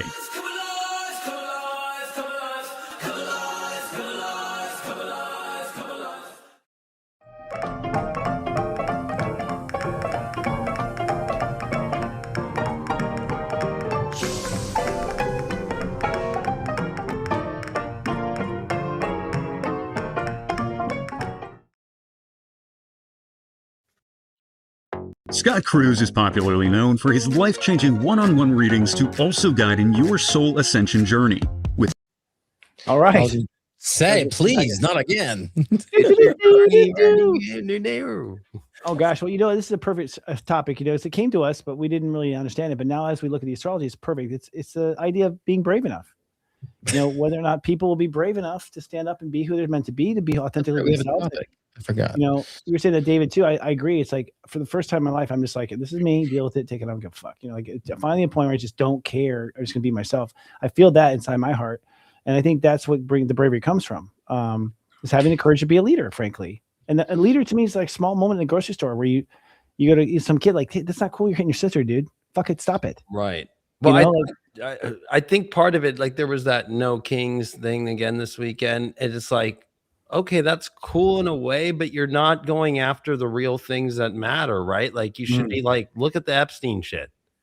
Yeah. Right? If we're all going to march for something, it should be that. But I think what happens is all this Pisces subconscious stuff is like the reason why they do a Charlie Kirk situation is to subconsciously plan into your mind and use this as deep psyops that our government is very good at doing, right? That you start speaking out too much about this, and especially you go out there in public, we're going to take care of that, right? So to be brave right now is to really say, I'm not going to fall for the psyop. And I'm going to say what needs to be said. I'm not going to pick the side to make it feel safe so others don't say, hey, you're saying things that shouldn't be, and to be brave enough, truly, if you look at the world, there's the people who do say the things and aren't afraid. I think of Tiananmen Square, that guy who stood in front of the tanks. I think of people like Martin Luther King Jr. Like that guy is one of the strongest, bravest guys of all time. And his speeches still give me chills. Me too. And I'm not even black, because it was deeper than that. It was the spiritual connection that we are all amazing human beings, and truly to look at our character. Yeah. And I think that, that's what's missing with all these crazy things is that there's no character in these puppets that we're dealing with, right? And I think that we have to actually not just go out and be brave. We have to be brave with some deeper connection to why we're being brave. Like we're being brave because we have souls, right? And we're not going to live in a world with soulless people. Well, I think a lot of people are afraid of being brave because they think they have to be right about something, or they're not completely right about it. So I'd say being brave is just actually expressing your opinion, or at least, igniting a different point of view. At least I can broaden one's perspective. Like I'm, for one, have been very vocal about chemtrails for a long time. I'm like, whether I know it's true or not, I can look and see it. And when it happens, I have body aches, my allergies act up. It's like clockwork every time I see those spraying. And so I'm vocal about that. And actually I have a few people like, it's just conspiracy theory. there's and I said, just sit and look, watch. They see the crossing, and they're like, watch in about an hour. It's filled across the whole skies, and there's a film, and you'll start getting a headache. And he's like, oh my God, you're right. I said, just look. So, but even the fact of people thinking I'm wrong, being brave, being a psychic in this world, right? Still people is taboo, it's scrutinized. I'm still setting up for the space. And so it's not about being right. It's about holding your position as being brave. Right? Yes. And allowing yourself to be inspirational enough to at least have people think outside the box. And that's why I say about skeptics, you can't think outside the box. Who's the stupid one, right? Because as being intuitive, we're thinking outside the box. There's a meaning to life, not just we die and lights out, So it's being brave is also challenging the ideas of the norm and understand that we can't believe everything. You can't believe even your doctor sometimes. You have to cross-check your own doctor, right? And have discernment. Oh, so I don't believe him ever. But being brave for yourself and saying, I'm going to take a stand for myself too, to make sure I'm not just being spoon-fed information and trusting everybody. And so I think bravery does boil down to like self-love and appreciation, because if you actually appreciate yourself, you'd be cross-checking almost everything, and then being vocal enough to stand up about it, and against those things that perhaps are contradictory, especially in our government and our politics right now. We talk about AI and how it's going to bring macro things, but the truth is that science today is mostly hacks. They've hacked the body, they've hacked biology. There's a Merlin reality out there. We actually are connected to the universe, whether you believe it or not. And Jesus really did, or Yeshua really did actually heal people because they wanted to be. It was in their belief structure. He couldn't heal anyone. He had to heal the ones that actually wanted to be. So we do have, I think, mind over matter. We do have magical spiritual technology built into us. It's happening for me. I see through walls. It's like if you all the time, all of us see the future all the fucking time, all the time. We see parts of our clients' lives. We see all sorts of things that we're not supposed to see. So we know we're a walking version. Don't be afraid of people who hack the system, because you're built from a higher power that brings you power. It has nothing to do with worshiping any god. It has to do with being who you are, a part of it. I think that's really not paying attention to. Don't listen to fucking religion because it's wrong. It's misled us too. The truth is we are powerful beings. They didn't want you to know that. They want you to think you need emotion. Yeah. But also too, we should just because it says something and people have come to a conclusion, like I know for sure because it was said. We don't all know for sure, right? We don't all know for sure. There's only, like someone said, there's 2 suns. We don't know for sure. It can be leaning that way. I'm to the point now. I'm like, anything's possible at this point. And maybe lean in this direction, but I want to be brave enough to say, like, no, I'm not the one to spoon-fed that information, and that'll help others to be more discerning too, because it's safe just to follow what's been spoon-fed for you. A lot of people, it's just safe, it's their comfort. And we were talking about before, like this is a time now. People, here we go, ready for it, David? People are going to be releasing their crutches and not relying on what's been spoon-fed to them by religion, by politics, and that's gonna be scary for a lot of people. But the bravery saying, I don't need these crutches. I'm standing strong based on what I feel is correct on my discernment. That's bravery, and do it for yourself first. I think people need to really understand. Yeah, I think I was in sports my whole life, and I still race jet skis professionally. So pretty much, 36 years of my life so far out of the 41. Wow. And bravery to me was always whatever sport I played, whatever I got to like varsity or I got to the next level, it was never about like trying to be the best. It's just that first step of like, I'm going to have to do this, and it's scary. But there's no ego attached of like, I want to be the best or whatever. I'm not thinking about hitting the home run in 3rd grade when the pitchers are starting to pitch faster at me. Like when I was in 94, I have a picture, and I'll never forget that year because that was the year like I went to majors in Little League. And it's like these guys are throwing 65 miles an hour. And I was a year younger than everybody. So I remember being up to bat, being like terrified, but brave enough to go up there. And I just swang and I hit that ball over the fence. And I'm like, you got to be kidding me. So I think there's this moment of bravery that's not about like with what I see today and like people protesting to be brave. It's like they're doing it because they want to be this like, they want attention. It's not real bravery. It's just like, I'm doing this for some sort of attention. Bravery is not an attention-seeking thing. It is I'm stepping up to a plate right here, and I don't have the capacity even to think about something like that. I'm just at the full capacity of myself to do what is this next level and to actually embody that energy. And I think that's what's missing is that people are doing it of like, well, what's the benefit for me? Where true bravery is very sacrificial. The warrior that goes on the battlefield to do it, not just for his country, but for his kids, his wife, or it's for all these reasons. There has to be a lot of meaning to it, and there's a feeling of that step up, and you don't have time to think like, is the marketing right? Like, right. Yeah. But the meaning is definitely important because we have to understand the way the meaning really derives from, and that could actually help us filter out the meaning that's bullshit in our lives or the meaning that's really critical for us as individuals as well as a collective. And I really feel like a healthy level of skepticism with everything, especially yourself, is very wise, but doesn't mean you go into cynicism either. But just having a healthy level of skepticism where you kind of just challenge things a little bit, you'll find the truth. And using your discernment with that kind of collaboration, you'll probably put yourself in the better environments and more in alignment to what is fundamentally true. Mm-hmm. I feel bravery comes down to feeling your own emotions. I think humans are stupid in emotions. The truth of the matter is we're emotionally immature. We're teenagers. We don't know how to see, face those spidey.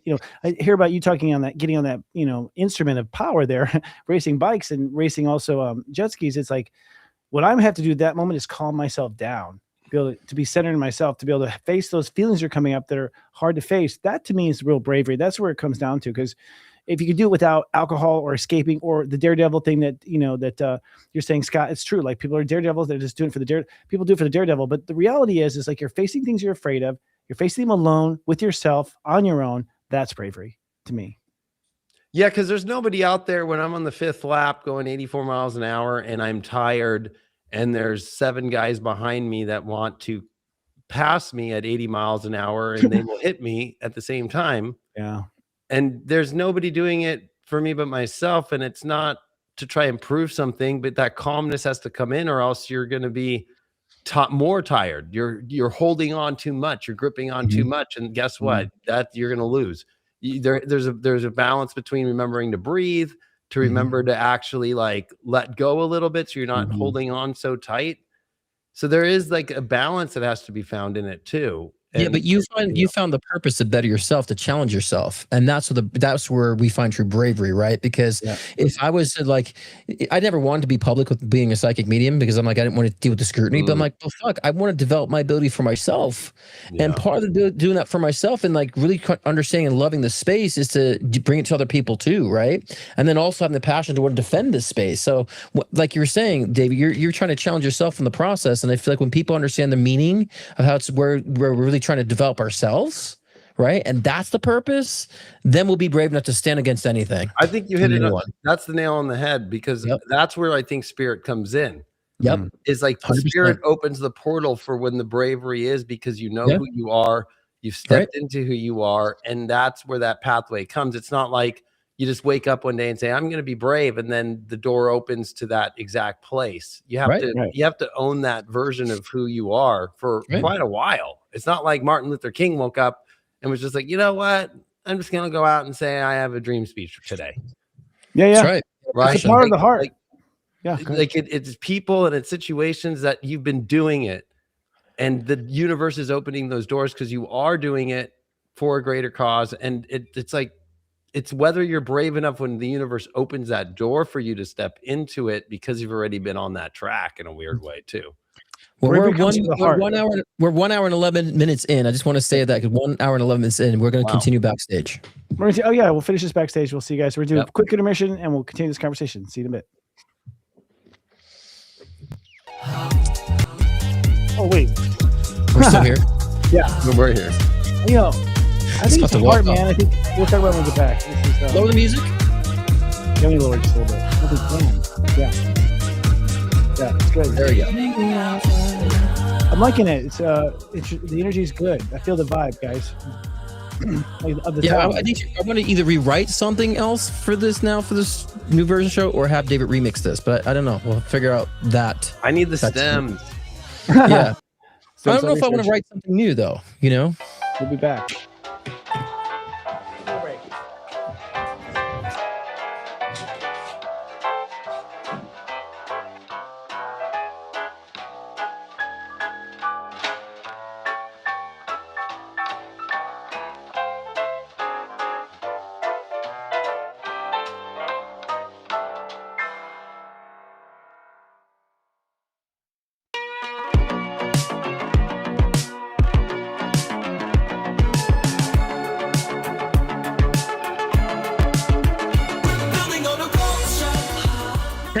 Devin or David. David is his name. It's been so spot on. And I don't know if you put it in the side of your end table or not. You like to summon your end table. It's too. Hey, go ahead. super crazy. Yeah. I don't know if she's showing me flowers. Like relay them or redo them. These purple flowers. Oh my God, Scott, the flowers are right there. My orchids are purple. They completely are dead. Yeah. Did you even know? You nailed everything, every single thing. Listen, everyone, this guy. There needs to be a connection with like a Native American ancestry. And they're showing me a turquoise stone. Yes. I just went to a Native American dance class and I wore this stone. Tell me something that he told you that came true. Everything he's predicted has come true. I just don't see it. Who doesn't have cancer? It's very possible. Camera's psychic who first questioned Brooke's cancer. Scott Cruz. Oh, there you won. You won. You better question yourself. We're here to bring enlightenment, not confusion. You might encounter negative aspects of self, but that's a freeing experience. Because then they start realizing that they can't think outside the box. And I say, if you can't think outside the box, then who's the stupid one here? We've all co-created this matrix. So if you don't like the matrix, that's you saying that you don't like your own reality, what you're creating for yourself. So we're all equal participants of the creation of this matrix. I don't just come on here and talk shit, repeat shit. I'm living it.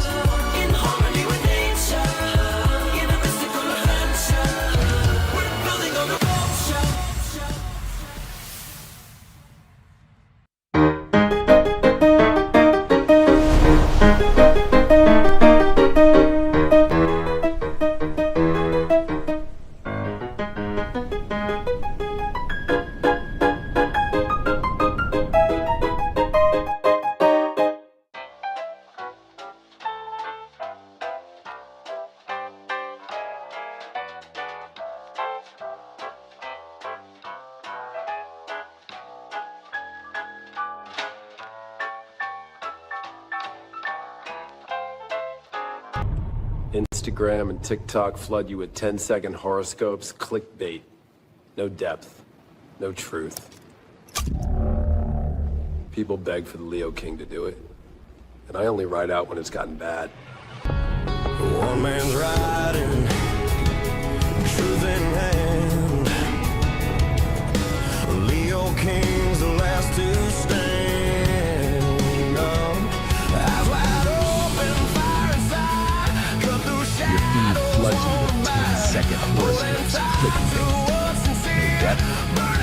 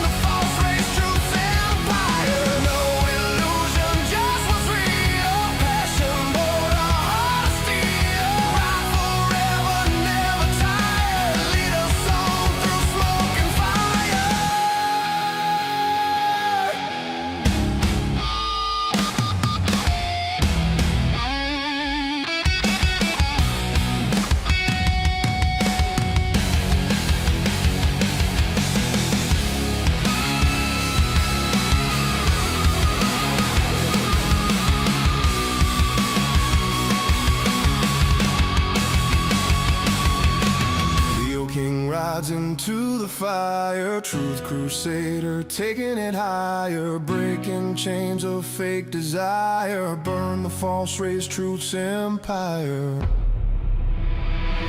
Ride on, Leo King, lead the way. Ride on, brighter every day. Ride on, fighting false attire. Ride on forever into the fire.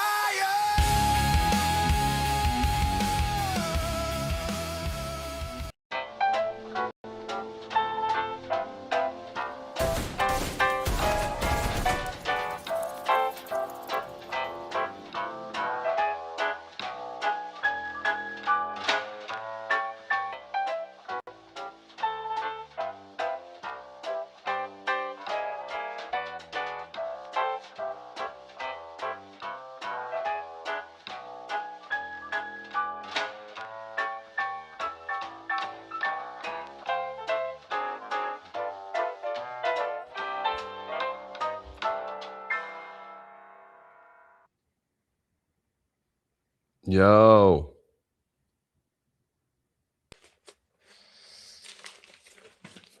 What up? What All up? right. What time is it? 8:35. I give it 25 minutes and I'm out. I thought you were already out, bro. I guess you came back. You know, we go both directions sometimes.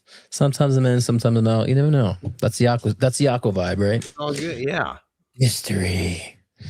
I think though it's important sometimes. You do in life have to sometimes go in and get out and kind of go, oh, that's what she said. The right thing. And that Honestly, I mean, that goes in that realm too. That's what she said. Yeah. I mean, look, I've been 2 years, I think we've been doing LOL. You know, went from 4, you were supposed to be the 5th, and you had kids, and I stuck with it. And I don't know, some kept telling me, stick with it, stay with it. And then, you know, I guess I know why now. Dave's back. We just waited 2 years for you to come back. I know, and I don't feel bad, to be honest with you, because you shouldn't feel bad. No, dude, not at all, dude. I was like, I had to be in the right space to come do this show. Yeah, you can't 100%. do any spiritual work, even if it's a show, right? People think that spiritual shows like, oh, you just do it.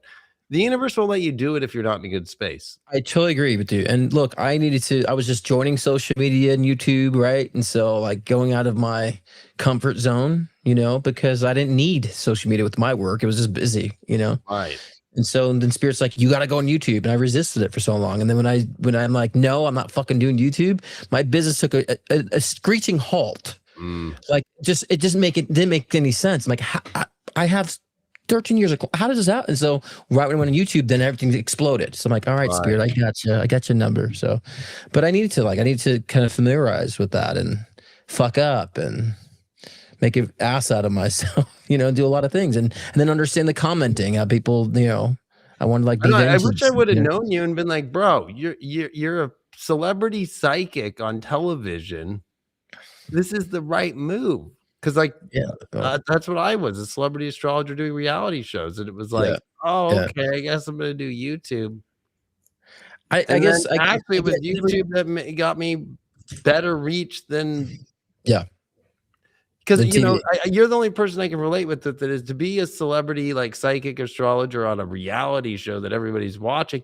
It's just like this couple weeks of just really big, like, yeah, you might get that 10, 20 million people watching you at once. And you could feel it as an energetic being and a spiritual, but you could feel it. It's intense. Yeah. It is intense. But then it had me booked up for like, for me, it lasted like for like 10 years, like a long time. Like it just was getting, you know, I built a clientele. I was loyal with it too. And so that's why I didn't need it. You know, and so I was just kind of like, and yeah, it's big. And then the reruns, and I was booked for a year in advance for like many years. I'm like, this is too much. Like, it's too much commitment for me, you know? So, but yeah, I feel like, you know, now I understand why, because I love to speak, you know, I love to dabble with motivational speaking and. Well, you want to help people too. And I think what's cool when you're able to do it like on a show and help people. Yeah. I don't know what it is. I don't know if it's for you, but for me, I feel like I'm like at my best when there is all the cameras and there is like this. Me too. Yeah, I agree. It's more like, oh, I feel like that's the stage that was set to actually represent for you being a psychic, me an astrologer. It's like, okay, the universe put me here to represent this. I'm going to do the best job. And that's why I'm here. It wouldn't have opened unless you were able to do that. It's true. That's true. But I think it's more so the connection of people. And I find it like, I like being able to watch myself back and critique myself, be like, oh, fuck, you're too long on this. You know, I like to like edit myself by watching myself. So it's been helpful to even things that I say. I'm like, I want to evolve my wisdom on things, you know? So I constantly look back. I'm like, that's a shitty idea, you know? I actually am the opposite. I'm like, you know, because I cause a lot of ruckus on my reality shows, right? Like where people are like, did he really say that? I'm like, yep. I look at it as like, thank God I said that I could always look back and be like, you know what? I was young. I did it. Screw it. Like, whatever. I don't care. Like, if anything, I look at it as a badge of honor. Like, yeah, I did say that. Who cares? I think, but that's the thing that you, Christopher and I have in common is that we somehow like start a fire somewhere. Right. That is true. I'm always starting something with someone. You know, people are offended by something I say all the time, and so I'm always like somehow like starting a fire with something. So I think all three of us have that in common. So yeah, and I think if you actually take that time, like reality is not the same anymore. TV is not the same. We got to do it when that was actually the thing. And so I think that's like one of the coolest things is to be able to be like, you know, yeah, I was in the middle of that during the peak of that, right? Where now it's like people kind of go, oh yeah, no, whatever, you know, like. Well, David, you have to also understand, I'm sure you agree with this too. Like when I was doing reality TV, like I was dealing with reality TV type of people questions and scenarios. I'm like, I want more than this. So then of course the craft evolves where it becomes mentorship. It becomes like your audience is now spiritually inclined people, right? People who have like a broader consciousness. And so you can dive deeper, right? With an audience shift out of, because reality TV, I had a lot of people from reality TV and they had some of that, but it was always, I couldn't go as deep as I wanted to go as I'm now. True. Right, because I want my audience to evolve with the work too, you know. Yeah, because like the TV world's not meant for that depth. There's not enough time. There's other people, so you know to have more of these longer term. What was that? Where did he go? No, there he is. That was me. Right of refusal right there in my contract. No, I agree. I mean, I went to TV and film school, and I'll tell you right now, it's designed to get you to the commercial. It's designed to give you it's completely designed to give you anxiety before the commercial. And then not resolve it after the commercial and just keep stringing you along, and it's dumb and it never goes deep. One thing interesting about Netflix and stuff is that the binge watching of shit changed things because people sat down and they watched a thing from start to end. And they got deep. And TV like that is cool because you can get so deep in character, so deep in nuance. It just opens up a whole new opportunity, I think, for storytelling. And so I think that's where it's going. I think it's going deep episodics, you know, and even reality, deep reality. And here's the thing: anyone can do it. Anyone can do it. And now with AI, anyone can do it. So I have to say that when I was on the auditions for True Beauty, which I didn't know was True I remember Beauty, that day. I was there, brother. Vegas, but True all Beauty. of the auditions, especially I had to do the callback with only like 50 people out of 30,000 that they had chose of the 50. And Witeki was on the phone with me that whole like 3 days I was out there giving me advice, especially because I'm like, I'm an astrologer. Like there's never been a show yet that will feature an astrologer this big, and him and I talked the whole time I was in Vegas, and then afterwards, and then we talked every day for years. But kudos to you for having the balls to do it, dude. Like you came out like that was 2009. Astrology was not a cool thing at all, especially on reality TV. And I know. You were just balls out, like just talking about it, like, and everyone's people in the cast they didn't know how to handle it. No one knew how to handle it. You really threw it all upside down in that sense. And I think they were smart to keep you on the show and everything because normally it would rule that part out. Like it was so old where I'm saying in the show, like, yeah, this Saturn in Virgo is testing my self-worth as a Leo, and Pluto just went into Capricorn, and I'm giving readings about Pluto and Capricorn just coming in. I'm like, that is crazy. Yeah. And they've got everyone in the show going, like, what is that? What? Yeah, it's interesting. But honestly, if people knew Witeki was one of the biggest parts for that in my life, like helping me, like coaching me and talking to me through all that. I had nobody else. Who are you going to talk to in 2009 about astrology? That's true. Or even and honestly, TV at the same time, because that's Witeki. Right. That's who he is. Yeah. I love it. But I love both of you in the sense that, like, very rarely can I have conversations this deep with anybody. I try. I wish. I want to. And I'll even at a party or something, I'll go just a little bit there and be like, oh, that's really interesting. And they're gone. I'm like, well, shit. You know, like I'm that guy. Yeah. It's real refreshing. I feel like the people, like, for whatever reason, our stories have been, we were alone at first. I don't know why. But all the light workers I talk to, people hold light in their heart and just want to see more of it. They all start off alone. It's like the story starts where you're alone. It's like Luke Skywalker, you're in the desert. You know, your parents are idiots. The robots are dorks. It's like, and you yourself don't know if you'll ever meet someone that you can, like, just, you know, relate to. But I have to say that the universe has been bringing them 1, 2, 3. It's starting to accelerate now. More and more people that I'm finding that I just feel this deep connection to, where I have to get torn away to go home and party or whatever. It's like, and it's exciting. And I think that's part of the new age that's so exciting, is that, you know, Aquarius is the two lines that float together, you know, and what it means is like birds of a feather. It's like, we're going to find those people who have the same vibe as us. And we're finally, through technology, AI, you know, space travel, like, we're going to be able to come together. And that's exciting. It's funny because like you helped David like embrace the internet stuff, right? And you helped me when I just started like, oh, I'm going to do the Instagram lives I was doing, and then I got connected with you, and you got me start doing the YouTube stuff. So you know, there's an interesting. You're like the daddy here for us, and the daddy when it comes to our social media exposure. But I agree with you, Christopher. Is like you try to have these conversations with people that can like last 2 seconds, and then they're like too much, or their head once exploded, their head hurts, you know. And I think even just our conversation, all of our conversations on the show is just like how we normally talk. Yes, like it's not put on. We just how David talks, how I talk, how you talk. It's how we all talk. Well, what people don't know is like I met Chris when he had a girlfriend and I had a girlfriend. We went to a club, and actually it was Jamie Foxx. Yes, that we saw in Orange County. We were there for Jamie Foxx. Met Jamie Foxx. Chris gave me a reading that night at his at his hotel, like at the pool. Him and I went to the pool just like at like 3 a.m, and he told me, "I'm going to be a celebrity astrologer on TV." That was his reading. Yes, I'm like, and inside I'm like, God damn it, that's my job. Yeah. Then literally, I'm on the audition like a year later.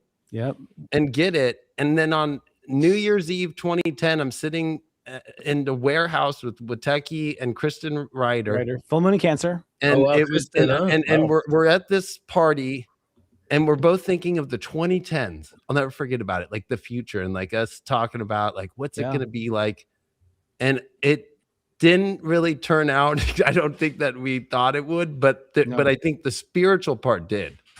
I think we were like, we're going to witness people starting to wake up, and that's going to be the main thing. And now it's here. I mean, what I didn't expect was a tour through the dark.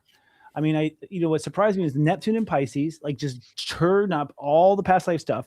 And so for me, I was very positive, and then all of a sudden, all this stuff came up that I had to deal with, and that was the hard part for me. I think it was hard for all of us. Like, shit, where's this coming from? Because I thought I was on top of that stuff. I mean, I was the one, in the family going to therapy. I was the one trying, and so here it's hitting me harder. Like, what WTF, But come full circle. It's like, okay, now with this show, it's like, oh, okay, we were right.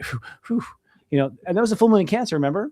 I do. I remember, and it was with Pluto in opposition. It was Sun Pluto opposite the full moon. It was like Kristen Ryder. Shout out to Kristen.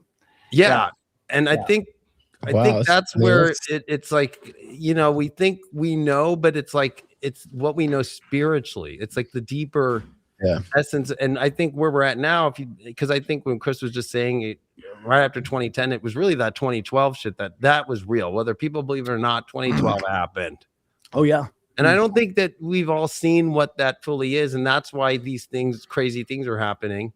Is more like, we're seeing that we did enter into a completely new system. I think, like as you said on the show, time is speeding up. I think you're right. By the time that new moon at 27 Aries comes and all those planets in Aries, it's like, holy crap. Yes, I think that's it. Well, I remember because Obama came in and we were like, oh my God, there's African American president. I was like, yay. And then like 2012, I was like, wait, something's not right. Right. I just started like, oh, we're still a bill of goods. I'm not talking about him. I'm just talking about everywhere. It just starts coming out. Things aren't what we thought in our own self and in the world. And that's happened with every president. Yeah, that's true. Yeah, but that wasn't it. I mean, I remember the excitement of him being elected. I was just so excited because I just wanted, I wanted the world to get along. I mean, the reason why I talk to everyone else, it's totally selfish. I want a world where we're fucking getting along and have a good time. So I came down here. I did not come down here, to fuck around and have all these problems. Like, that's not what this was supposed to be for me. It's not what I was sold. So I've always had this secret ambitions. Like, I just want people to have fun. And we're getting there. Christopher always says, like, people always talk about Armageddon. Like, we didn't sign up for that. That's not where we're going. But just think everything was so like under the radar before like social media. Everyone had their secret communities. Now, like, we've gone through this process of these communities being exposed. Now we're starting to say, holy shit, that exists. That exists. So to me, the chaos is just recognizing who we are as a species. And I think now when that kind of levels out a little bit, then we're like, okay, now we can actually integrate together. So to me, the end result is not Armageddon. It's like we become connected as a species. Finally, did you guys feel like a shift? Like I don't know when it happened, but like I would always feel in the future, I'm like, there's some doom coming. There's some doom coming. There's some doom. Oh yeah. And then all of a sudden I was like, I don't feel any doom. What the fuck? Like, and I was like, something's wrong, David. I'm not feeling any doom. Like, I would seriously a little panic that there wasn't doom feeling. And I was like, there must be a phase that I'm going through. To this day, I don't feel doom. I don't feel it. No, I coming. think that feeling of doom is really feeling the collective that's still attached to like the old program that has been right. It's like that. That's the feeling of when finally something cracks to where they can't hold on to that anymore. Right. That's the feeling of doom. But that's what light workers were here for, is to be like, hey, it's all good. It's actually way better. Trust me. Yeah, I also think we can sense the dark cycles coming. Like I sensed 2020 before 2020, since that back in 2015. That's what I mean. You know, it's always and coming. like, It's always coming. we know it's a dark period, but I think that we need to like re-identify darkness. To me, darkness just means unrefined. A lot of people say darkness is negative or evil. I'm like, it's just unrefined. So we're in a dark period. It's going to refine us.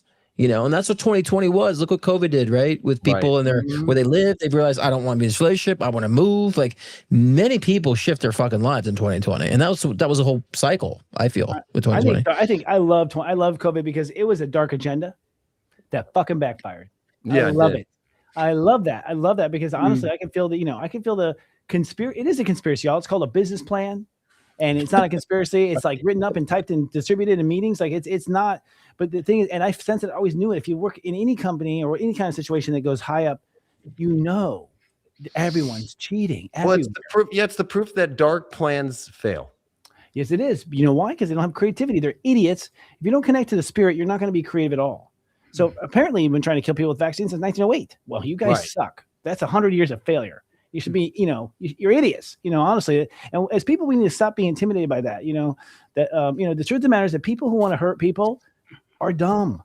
They're young. And we should not be afraid of them. Like honestly, they're not involved. They're not connected to source. We got to quit giving them power in horror movies. That's and do right. something else more exciting. And that's right. That's what was interesting about Fauci being the kind of like person that everybody was supposed to think was smart, and it was like, no, this guy ruined AIDS.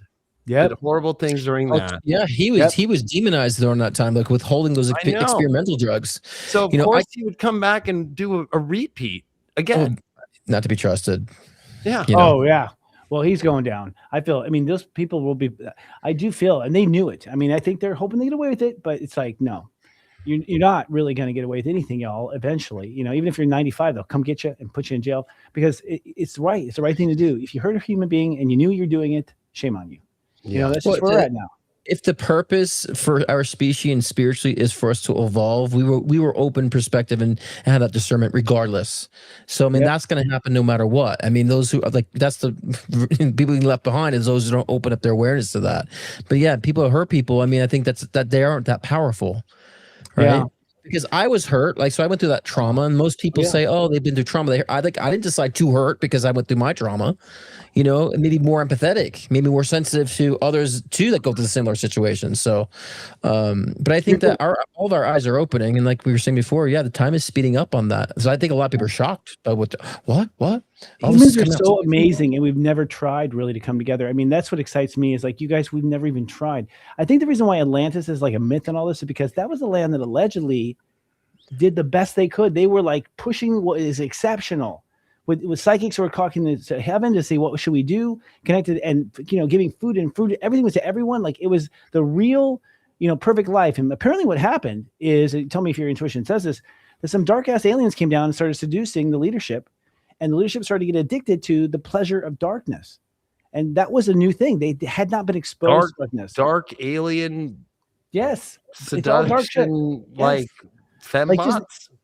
Just the idea of mixing pain with pleasure came then. And it was a twisted thing. And BDSM versions of damn. Exactly. No, and even I think to the people who God bless Robin Williams, who allegedly died masturbating. Like he didn't hang himself, he died masturbating. That's the story. Really? Fuck. Jesus, I know. I'm just gonna say it. We got to talk about this stuff, y'all. Say it. It's true. It's like I love that man, and he, I think he was struggling. He was a coke addict, obviously. Mork was on coke, obviously. And talked about it, and he talked about his sobriety and everything.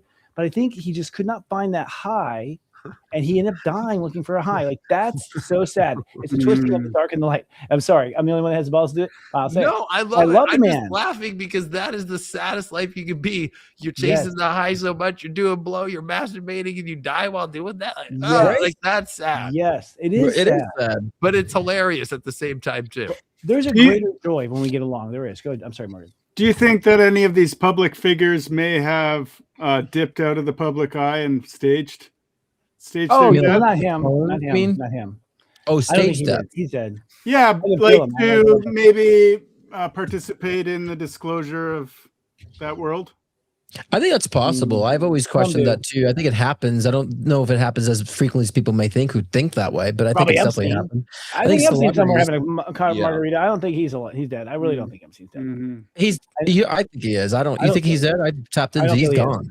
They What do got you Hitler think, out of David? they got Hitler out of Germany, dude. And They that's got him out. He was in funny. Argentina for years. Like they get Hitler out of Germany, they can get Epstein out of that little office. I mean, I don't. I mean, Charlie Kirk could be alive too, for all we know. Ooh, no, I don't know. He's so soulful. I don't think he could hide and lie like that. I don't know, but he I don't was able know. to do that and know about his wife and put on the show. He's pretty good at putting on the show. He is. Okay. If it were possible, who would be the top contenders? Elvis. Elvis, yeah. I He's don't alive know. somewhere. Lennon. Elvis actually died of right? drug addict. He was a drug I think addict, the unfortunately. cliche ones. Who would be? Well, Tiger Michael Woods Jackson, maybe? is still alive, even though he flipped another truck this week. Who? Oh, Who is? Tiger Woods got drunk Tiger again Woods. and flipped his SUV on the side of the Oh road. my 2 p.m. God. Another DUI. I know. Yeah. I was thinking, oh, that was a That's Pluto a- Capricorn thing for that Capricorn. Nope. You know, Still carrying over. Tell me this, and this is no offense to those watching, but I haven't seen the Capricorns really learn.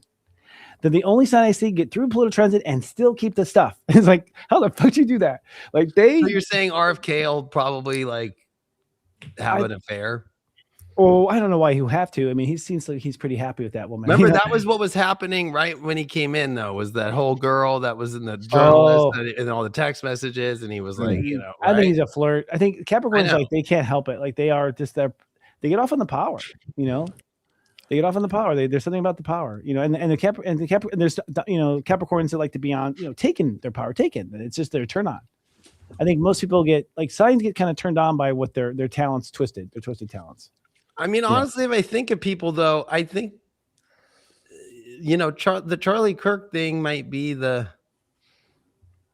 one. Like, who else is kind of left? Like, you know, if you really start thinking about age and stuff, like, there's a guy who just claimed it was a story last week that he was Hitler at 128 years old or whatever. And I don't know, but it's like, okay, that seems like an old National Enquirer thing. They're bringing back stories now. Pretty sure Hitler went through Argentina. I mean, there's a lot of evidence. Yeah, that came out in the JFK files. Right? Yeah. And we let him sit there and I don't know. There's a lot of people I think disappear. I know actually John F. Kennedy Jr. may live. I mean, and I didn't believe that until all the freaking stuff that went on during COVID and all the you know history that JFK he was actually alive and sending messages. And I thought about it for a while. I'm like, you know what? Actually, he did die sus. Like, you know, he did his plane disappeared. I don't know. Right. Know.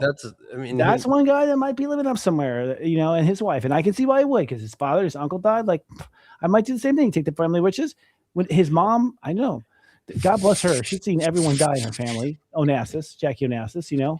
I have felt a real soft spot for that woman. I think she went through a lot. She didn't. Or do you think some of these people, like they say die, but then they go get cloned and they get stuck? Okay. Clones. They said about Biden, right? That Biden's a clone. They say. I think he was actually. I'll say right now. That was an actor. So many times it was not fucking him. It was a robot, clone, and AI in one. It was like they were throwing out the different versions. Yeah. The deep fakes, I definitely could see as a lot a of trained those. director, the actor sucked. You know what I'm telling you? I saw through the performance so many times. He'd be even when he was playing like delirious and stuff on stage. Like, this is bad. I want to go. Or the hands to the microphones, like yeah. Oh yeah, it was a totally different guy. Plus, we had the earlobe thing. I mean, there was a lot of stuff out there. It's like, come on, blue eyes, black eyes. Like I saw that with my own eyes. The different eye colors. Or his double chin on Air Force One, like one of his last kind of like as the mask gun. Like, and the inauguration was the weirdest fucking thing I've ever watched on television in my life. Because it wasn't. It was so live. weird. It was pre-recorded the days prior. And Bernie in the stands like this, you know. Yeah. Like that was like the Bernie thing that didn't they confirm the Epstein files? That they say something about Biden being cloned in the Epstein files? Right. Wasn't there some chatter about that too? Yeah, they said that it's having like a mask malfunction. Right. And, I mean, how many times did we see it where there's like a little rubber like tab? hanging Well, off. they also did a 3-gun salute at Biden, which has never been done for a president, and that's always a foreign dignity entering in the Arlington Cemetery. That's the official military. That's all the weird shit. Like that is weird. Where it looks like all the world. It looks leaders like China had capitulated. taken over America, and we knew about it, and they used the clone for the 4 years of Biden. Y'all, this is Morgan. People ask me who you are. This is Morgan, our director. He does the producing and directing in the background. And we think it's kind cool. of like a ghosty today. Yeah, he doesn't have. Ironically, he doesn't have the right equipment. But no. But to me, that was the biggest one. No president's ever had a 3-gun salute. That's weird. There's a lot of weird. Look, I'll tell you, it smelled fishy. It just smelled. The whole COVID thing felt wrong from day one. Yeah. It felt. I mean, my psychic side was going through the roof. Like something is way off here. This is not normal. I don't believe it. And when it came out with China, when the first story came out, I was like, "This is bullshit." It is, yeah. And then it's like when it came to America, I'm like, "Oh shit, we're gonna swallow this bullshit." And and they had a vaccine like within like months. Yeah, like that was patented. That was like, already patented. Come on, guys. Patented. Like, how does that happen? And to me, it was funny that everybody across the world got infected within a matter of a month or two. Too, it didn't like take a year for it to spread. It kind of spread all at once. It felt like to me too with that. You know, honestly, it's all. And I was. Really I think they sprayed shit in the skies, and they did the shit they do now, and then they used frequencies, and that's what they. And then they said, "Okay, you're sick," and that's how everybody got it, because people who were like in Amish communities or in New York that weren't around anybody got it, but they never went into town. Right. So nobody came in. So that's how I knew it was fake when that stuff started coming out. I'm like, this is not. There is no COVID thing. Like there was so much shit. Where it seemed like Biden was like had a sound stage with his office. You know, yes, they built that. Yes, that's weird. Come on. And what Wasn't about 5 years? like fucking like one of the entertainment studios or something? That's what they did. They built that across the street from the White House. What the fuck? And the thing is, why wouldn't you use the White House? Every TV commercial is saying every day for our whole life, "Are you sick? Do you have this symptom? Do you have that symptom?" We're being programmed before that to always worry about being sick. So to me, it's like every hypochondriac in the world fell for it. And if you believe it, you are. I mean, and plus we were unhealthy. We're eating processed food. We're eating all this shit that's full of chemicals and not even food. Leave all the food in the middle of the grocery store that never needs to be refrigerated. That's all crap. Okay. Yeah. That's what we eat as Americans all the time. You know, but when people, people like completely deny like there is not a COVID, like an actual virus or whatever it is, to me it's is not wise, because I got COVID 3 times and like I still have like breathing issues from it, and I'm very healthy. Well, so, about that too. There was something going on. Was it a chemical though? I mean, like you're sensitive. Like that's what I'm saying. So whatever, like I was saying, whatever sprayed in the skies and how people got it so quickly, it was still planned to me. It started like that, but I think then when the vaccine rolled out, then the vaccine actually did it, right. and then they spread it around. That's how they created it. Guess who I got COVID from 3 times? From vaccinated people, actually. Yeah. Yes. Exactly. Yep. But I got it from you. No one else, you know, around me that I know was not. Shingles was not a thing for 40-year-olds until they got the shingles vaccine went out. Come on, guys. I remember grandma and grandpa getting it. They're it's like it doesn't come back, and the fact chickenpox comes back and all this stuff. Honestly, we're gullible. We you know, think about it. For about how many thousand years? 2,000. We lived without all this technology, and we made it in a society. They're like, what about the bubonic plague? Bubonic plague was a one-time event because they wouldn't clean the shit out of the streets. It was not Mother Nature raging hell on us. Mother Nature does not hate us, doesn't want to extinguish us. It's never been the case. And the human body is natural. It adopts on its own. So it's like we have to start just judging our life by how we experience our life and not let other people tell us what life is. Yeah. We have to get it got so extreme though, because it's like then if you were anti-COVID vaccine, people say, "Oh, then you're an anti-vaxxer and you're a Trump supporter." It's like I just don't. I'm anti this vax, you know, and I'm anti like the flu vaccine, but other vaccines I feel like are very valuable. I think people have gotten so polarized and paralyzed by things being so like false. It's like we don't get to embrace the positive things that do exist too. That I think people just brush it off as all being bad. You know what I'm saying? And so, and I think, we're getting sick. I think Big Pharma has a huge portion of that money-making, process. I believe there's a cure for cancer and a cure for AIDS, and they're just like milking the system with that too. It's a control thing. Oh yeah, keeping people sick. And the rumor is $3 million. The rumor is $3 million you can be cured of HIV. That's the rumor. The rumor is $3 million. There's a price tag. I don't know where you buy it, but there's people who have bought apparently, and it's people who have been. I believe it is when it was designed, they had to go with it. Yeah, a friend of mine had a dad who built this technology in South Africa, and he would heal, people of HIV, cancers. It was banned here, of course. And so he had this. You'd walk into the machine, sit it for like an hour, and the tone and frequency was actually target the tone and frequency of the cancer or the HIV. And I think after a week of treatment, they'd be cured of it. Oh, and of course, my cousin actually had that treatment with the sound waves for cancer that we talked about last week. How'd it go? And he had stage 4 cancer. He was pronounced, it was the end. And it just like agitates the tissue inside the tumor. And like it expands and contracts it and liquefies the tumor. Like zaps it. It knows its frequency and can zap it, And I think that bridge in Alaska that came apart from sound waves, like if you hit it with the right frequency, it's just going to implode. It's just going to go away. Right. That's what Einstein did. That's totally. And also Tesla. That's why we still always records when he died. Yeah. Tesla did that. Yeah. Certain frequency and lit his apartment building on fire. Look, the whole story of HIV, of how it came from one guy who was a flight attendant, flew from New York to San Francisco, tells you, they just put in one guy. It's like pretty much that's it. It's like it didn't just. That's what's scary though, is that Fauci was part of that whole entire thing and doing the ACT and all that weird stuff. Yes, and then COVID research. Then it's the same thing with COVID, and then making the vaccines, and actually people popping positive for HIV, right, with the first vaccines. If you don't remember that in Australia, and then that's actually it makes you immunocompromised, those vaccines, right? So it's like, and the medicine there's a common. Like the same guy doing the same things, and but changing the way that it's spread. It was very. It was interesting too, because I had a lot of people ask me about like my read on the vaccines, and I said, I feel like some are clean and some are dirty. Like it was a Russian roulette.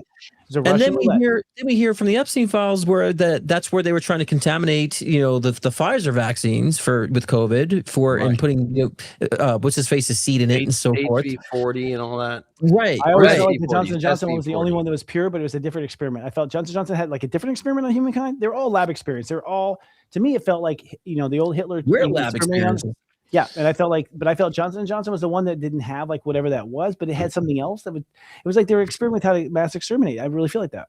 And they failed. You guys, but it feels like right now with the war, it's the same thing. The way that they're like the excuses of like, no, we're going to get out of this in 3 weeks. Oh yeah, right. Like we're like, and then the media is just like, yeah, it looks like it's over. And then, oh wait, no, it's not. Now, they've raised the draft to 42 years old, like all that, it's like why are you doing all this stuff on top of saying at the same time that it's going to go away? That's what they did with COVID, right? Like because everyone's only going to be 2 weeks to stop the spread. Oh man, what a mind fuck. Right. But everyone's watching now, right? Everybody's watching now. So that's why they can't get away with it, because before they could stand behind a green screen and say they're in Iran, they're not. Because you look up old CNN, shit. It's like, we used to buy into that shit. We thought they were really there. And so now our eyes are glued, but they're still doing the same tactics. The biggest mistake they ever made was giving us the internet. That was the biggest fucking mistake they ever made, because at that point we were all wired. And the next mistake is AI. Exactly. That is so stupid, because at this point we're gonna figure everything out, you dumb fuckers. We're going back. We're taking past clips, and these baby boomers don't realize everything's on the internet because they're so not tech savvy. My mom can't make the VCR program. Remember this? We have the vlogs, and so they don't know how to maneuver around the fact that we know their tactics now. So Christy Noem's husband, just right? Wow. Yeah. Right, like, sorry bro, like the internet exists, dude. You didn't know about that before you wanted to like cross-dress like in a it's always those anti-gay, transphobic people that are actually either having sex with actually are the closet ones. The pastors, there's 186 pastors and conservative leaders that were charged with sex abuse or child sex crime in 2025 alone. 186. That's going to change. I feel the Catholic Church is the number one of all time in every country and the most amount of victims of all time. I think actually say the Vatican is not a country. I'm sorry, you're not a country. You're a small town in Italy. But do you know how many trans people? But I'm saying, do you want to know how many trans people were convicted in 2025? One. Well, yeah, so it's just saying the agenda that's going on. Let's pick on the minority of a minority of 0.01% of our population. Let's throw that in your face to focus on that as a distraction. And some people are buying actually Hitler used. He used that same example. Yeah. So know people what? think it was the Jews. It was actually the trans people first. I think once we have memories of past lives, which are coming out, they're coming. You've all been a woman. You've all been a man. That's what's I'm happening. sorry, y'all. You've all had tits and a penis at some point in your life, and it's like, get over it. It's just biology. You know what I mean? Like, get over it. It's just biology. Well, like, to go back to that Christine Nome thing, it's even crazier because obviously she got kicked out of being the head of Homeland Security, which right now is not funded. And the reason why the TSA and all that, it's all connected to that. Yep. But then it was really because she's having an affair with Corey Lewandowski, who was Trump's #1 guy in the first term. Wow. And she obviously knew that her husband was a cross-dresser, and right? Because she was going out and talking shit about people that do that, right? But then acting like I love my husband to hide her fucking scandal of an affair. That's where it all is. Like, wait, what? Well, it's we're at a point where, like, we see through you. Yeah, there was a little lull in the headlines, so they had to keep it interesting for us. I think it's whatever sticks. At this point, there's a desperacy there. I don't think they're getting the reactions they want. I also don't think people are watching. See, Nielsen doesn't mean anything. And Google cheats the internet anyways. You're not getting we don't have any real numbers. And they're terrified. I think they're terrified because they cannot really read where things are. Everyone flocked away from social media after you started banning our shit on Facebook. So like, fuck you. We're not going to tell you what we think anymore. So they're, the best thing we can do as Americans and world citizens is pull back and stop commenting. Let them be afraid. Let them wonder what we're talking about. And I know our iPhones and all that stuff have got to like listen to us all the time. They listen to us right now. But honestly, it's a lot of data. It's a lot of people to try to get. Really, we outnumber them. That's why they want to kill us. Yeah, and there's not enough data centers already for AI. So let alone to process all the data of every combo you have. And look at there's a new product that came out that somebody used AI to make that you just put it in your room and any microphone, like we don't hear the frequency, but any microphone, it blocks it out. So you can be safe in your house or whatever and never be heard. That's the tech that's going to fly off the shelf right there. And that's something I've been thinking about too. It's the tech that will protect. Any tech that protects from a techie, I'm just kidding, is going to be, I think, something that's going to take off because at the end of the day, we should not trust anything. Our food, our water, everything, we have to look at it as citizens and start over. If we have AI, we can do it too. Yeah, but people need to just be aware the more. I think because some people just take it too far sometimes, and I think they go so far in the other direction. So that's also, they actually they win when you go so far out into delusional land too and dismissing everything. They win too. So you just have to be more aware. Sensationalized though. How many is there? The UK just came out and said we're going to stop policing social media and actually go back into the streets and fight crime yesterday. Oh my God, what an idea. And said, and respect your free speech again. I'm like, what kind of fucking message is that? Like, we just didn't feel like following your free speech for the last couple of years and we wanted to arrest like 35,000 of you. I could not believe that. And we'll get back to fighting crime in the street. Like what? It was Britain's karma that they would have, at the time of the United States' annual, United States broke away from Britain. So they broke away. United States broke away from Britain when Pluto was in Capricorn. Britain is a Capricorn. Okay, they're a Capricorn nation. And here in this next wave of it, now they're being oppressed by the own kind of powers that they had put on the world. So they had that colonialism going to come back at one point. But they're also very intelligent. I mean, they're probably the most educated population worldwide in history as far as being regularly educated. So their common sense are like, no. The citizens are like, no. You're talking about a population that was not going to stand for it. And Americans stopped educating their people, I don't know, 1950. Like we started like railroading them into being factory workers and, yes, been in the military. And so we haven't had a round education, and humans in America have not been taught how to think freely. It's not a multiple choice. Well, and I think if King Charles hasn't really had a good run, right? Like Queen Elizabeth wouldn't have let that happen. Well, but at the same time, Charles, when he was prince, let Diana die, let all these weird kind of situations happen, right? So he let that weird situation happen. That also makes me think, though, what's the new thing that he's up to? If he, because people forget that Parliament is controlled by the king, even though they try to make it separate. The prime minister every week goes and talks with the king or who's ever the sovereign, king or the queen. And then there are laws that the royal crown can say, I don't like this in Parliament, and overrules certain things. People try to disprove that, but they've never given their power away. Yep. And same as in Canada, there's that same rule with the governor general who represents the crown. It's but royal in the old days, as you know, friend who's been a king. I mean, it's like royal in the old days was that you felt like your heart was here to take care of these people. You're their father, you're their mother. It was not to overlord and be all powerful. There were crazy Louis XVI and those are kings, but you knew that you had been chosen by God clearly. And if you were a God-fearing man, you would never take advantage of that. You saw them as a family. So the original idea, I think, was I would the have father, taken advantage of his parties, Louis the 16th. I would have been like, "Hey, bro, I'm down for your party." Well, yeah. But I don't feel like this. Leo, I would have been like, "Damn, there's a lot of French girls here, and they're dressed to the nine." Damn. I don't know. I don't think this king is. I think the I can't remember his name now, but Diana's son, he's a Cancer, and his wife is a. I know, and he doesn't like his wife, and he's pulling his dad right now. He doesn't want to be with her. Capricorn wives are hard. I've had one. Like, every night before William goes to bed at whatever, house he's living in or manor, his dad's calling like, "I'll get the Mercedes ready down by the bridge."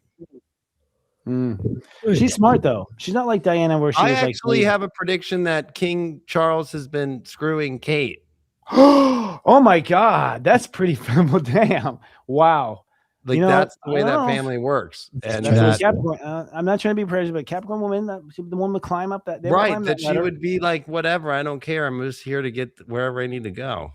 Want to be on top, don't want to die. Well, I think something with her cancer was weird. Like, I don't know. Like, I don't know. Some of their cancer was weird. It's the bad karma that his dad left with killing his mom. And then what do you think is going to happen with him? I don't know. He's going to repeat the pattern. I don't think he's seeing somebody to have good therapy about like, hey, you're going to repeat what your dad was like. I don't think he will. I don't like it. I mean, right. So that's what I'm saying is like his dad's just like every night, like, hey, I can get the fucking Mercedes. And then the whole thing with her and AI, right, for 2024. Yeah. When they said she had cancer and then they used body doubles and it wasn't her, that's like, we have control of you, girl. Right. Yeah. So we're using AI to put you out there, like, and then you're actually in the king's quarters. Diana though she was a light worker. Diana, she was a light worker, and she was, but I don't think Kate is. No, I don't think Kate is, but I think Diane's son, who's going to be king, I do think he's a good man. I feel in his soul. I think he worries up at night. I think he cares. I really think he cares, like his mom. It's a Cancer. He cares. He's still trapped in the same cancer relationship. But I don't think he has, as this show is about bravery, I don't think he has the bravery to. You're right.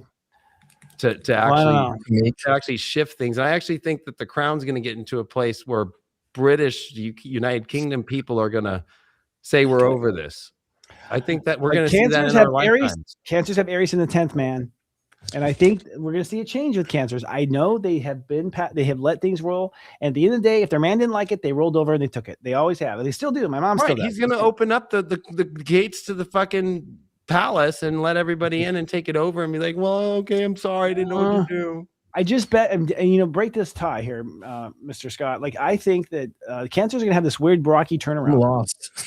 I think Cancers are going to have this weird rocky turnaround where they suddenly like had put it up for their whole lives, and they just think Cancer and be like, no fucking no, like gone. You have a Cancer way of scoring you. I don't know what the fuck y'all talking about. I got a little too stoned off my Cancer. Right. Yeah, well, your mom's the royal family and your parents are cool. Kingdom. You come from cool family too. You do. Your mom and dad are cool. How do we get into that? I'm lost. I'm out there. Parents, yeah. Let's just talk about Cancers and signs and parents. Speaking of like past lives though, and I have to run, guys, because that's past my time. I have to run. I'm curious to know. Because you had a person that read you and I's past lives and our interaction with Lens. I'm curious to know if David fits in somehow.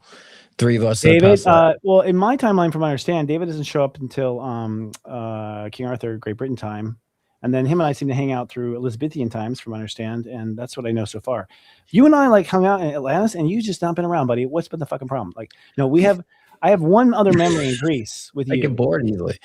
Yeah, no. I think you just go off and do your thing. You're eclectic. You have what you like. I mean, you don't always participate. You don't always participate in society. You're like, fuck it.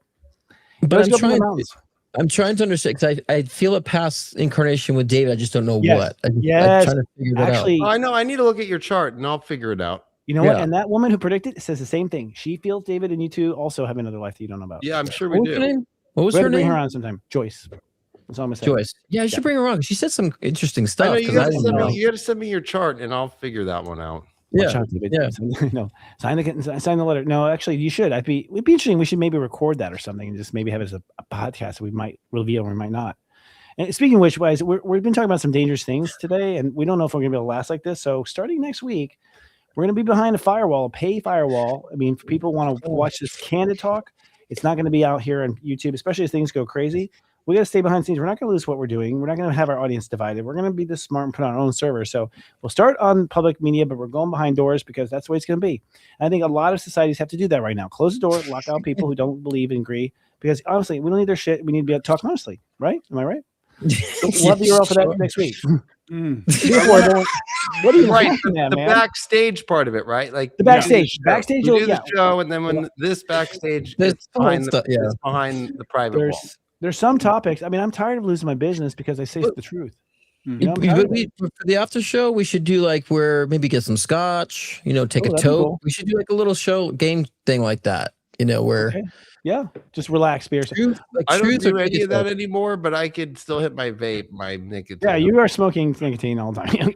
Yeah, you're completely 100% sober. Yeah, for nicotine. Yeah. You didn't 2012, I quit weed, and then alcohol 2015. So he's been great. That's good. Yeah, I mean, I don't drink a lot. Like every now and then, I like a little bit of scotch, like once in a blue for like an occasion or something. Yeah. But yeah, I still love my cannabis. To fit the vibe in this. I've been a pothead since I was 18. Yeah.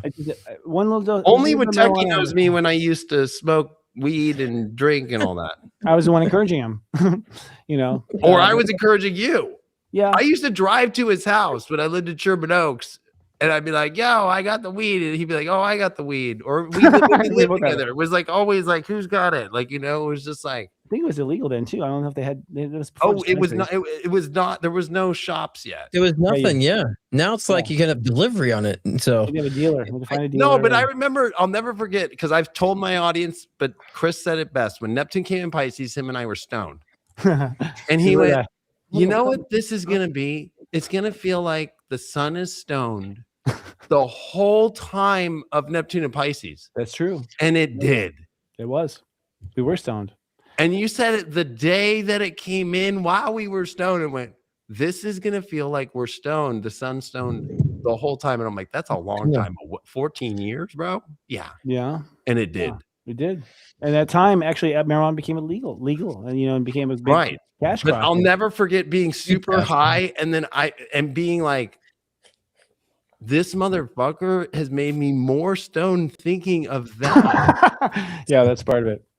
I mean, actually, the combos I used to have with Chris, we'd be so high, and then we go so far that I'm like, I'm higher now than just I can't even, we would smoke so much that you can't even get high anymore, but the combo would get more higher. I totally get that. Yep. I was like, dude, like, what are we talking about? Like, I was normalized. In the 70s, my parents passed a joint on the way to Disneyland. I watched them smoke pot my whole life.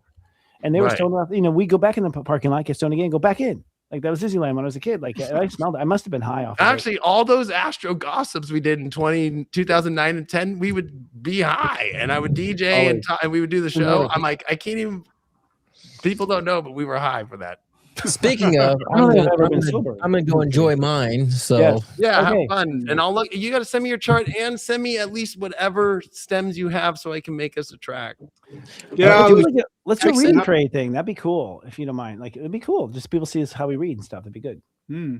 Yeah, exactly. I'll text you so you can send me your email. I'll send give you a drop or text your Dropbox link with the stuff. I'll put it in our back end, whatever. Christopher, you have my full chart though, right? I do. I have the full chart. I'll share with you, David. I know, and I want to look at your human design too. Yeah, human design is actually cool. I'd like to talk to you about what you think about human design. I've been diving into that. Yeah, and I will say that Jai Gobin and I are starting a show this Sunday, by the way, folks. That's at it starts really at 9:30 a.m. Pacific, which would be 12:30. It's a pre-show, and then at 10 o'clock Pacific, and then 1 o'clock Eastern. We're gonna do like a show of just spirituality. We're just gonna talk spirit. We're gonna have some kind of prayer, have some music. Jai is an amazing musician. I mean, oh my God, I've never seen someone just open. I had no idea she could sing like that. She's just got this whole spiritual part of her that's probably from India in the past life. She's a Gemini. We get along really well, and we just feel like Sundays people need a vibe, so it's kind of like our version of the modern agape, if you will. We want to be on there every week, and you guys say that. That's so crazy. Thank you. Come and be on the show. Actually, we want to invite Scott to perform musically because you never get invited to perform musically. So Scott, come be a musician. Thank you. Yes, absolute. And then David could DJ. Yeah, I can. Whatever you want. David fits in. Unless David and I collab on something, that'd be kind of cool. You know, that's what I'm saying. Send me those stems, and then we'll start from there, and then we'll really start making new shit, and then I can make you some beats and some tracks. Why we both sitting like this right now? Artist collabs is the most exciting thing ever. That's why I want to get a film. I want to collab with people. There's something more fun to me than like building Legos. I know. I agree. The most exciting thing. Yeah. Well, and honestly, I think that's what sucked about Neptune and Pisces is it did kind of like create this like very like kind of everybody going in their own place. Yeah. And honestly, thank God it's out because we were doing that. Yes. And then Neptune Pisces came, and then it kind of by 2012 when it came back in, it just like that collab energy kind of felt like it dissipated. Everyone just went on the couch and macrame themselves there. You know, it was like, yeah. But before that, that's what it used to be like. So I'm stoked that it's back to that. I love you all. Y'all. Peace, Scott. Bye. I love y'all. Morgan, thank you. Have a great week, y'all. We'll see you in 1 week. Be good. Stay in your heart. Peace. Oh, bye. In the song, boom. Yeah. I just want to give props to the 332 people who hung out until the end of the show. Cool. And for all the people participating in the chat. It's so quite fun to watch your chat. Thank you. Messages. It is. We'll talk about that. The chat was hopping, guys, and like we need to like put some moderators in there, do some contests, like just add some fun stuff in there. We've got some good group mind going on here. Hive mind. That's good stuff. Guys are cool. All right, guys. Good night, guys. Brothers. I love you. Next week, guys. Thanks, Morgan. Thanks, Morgan, again. Take care, you guys. You got it. You too. Bye. Be well.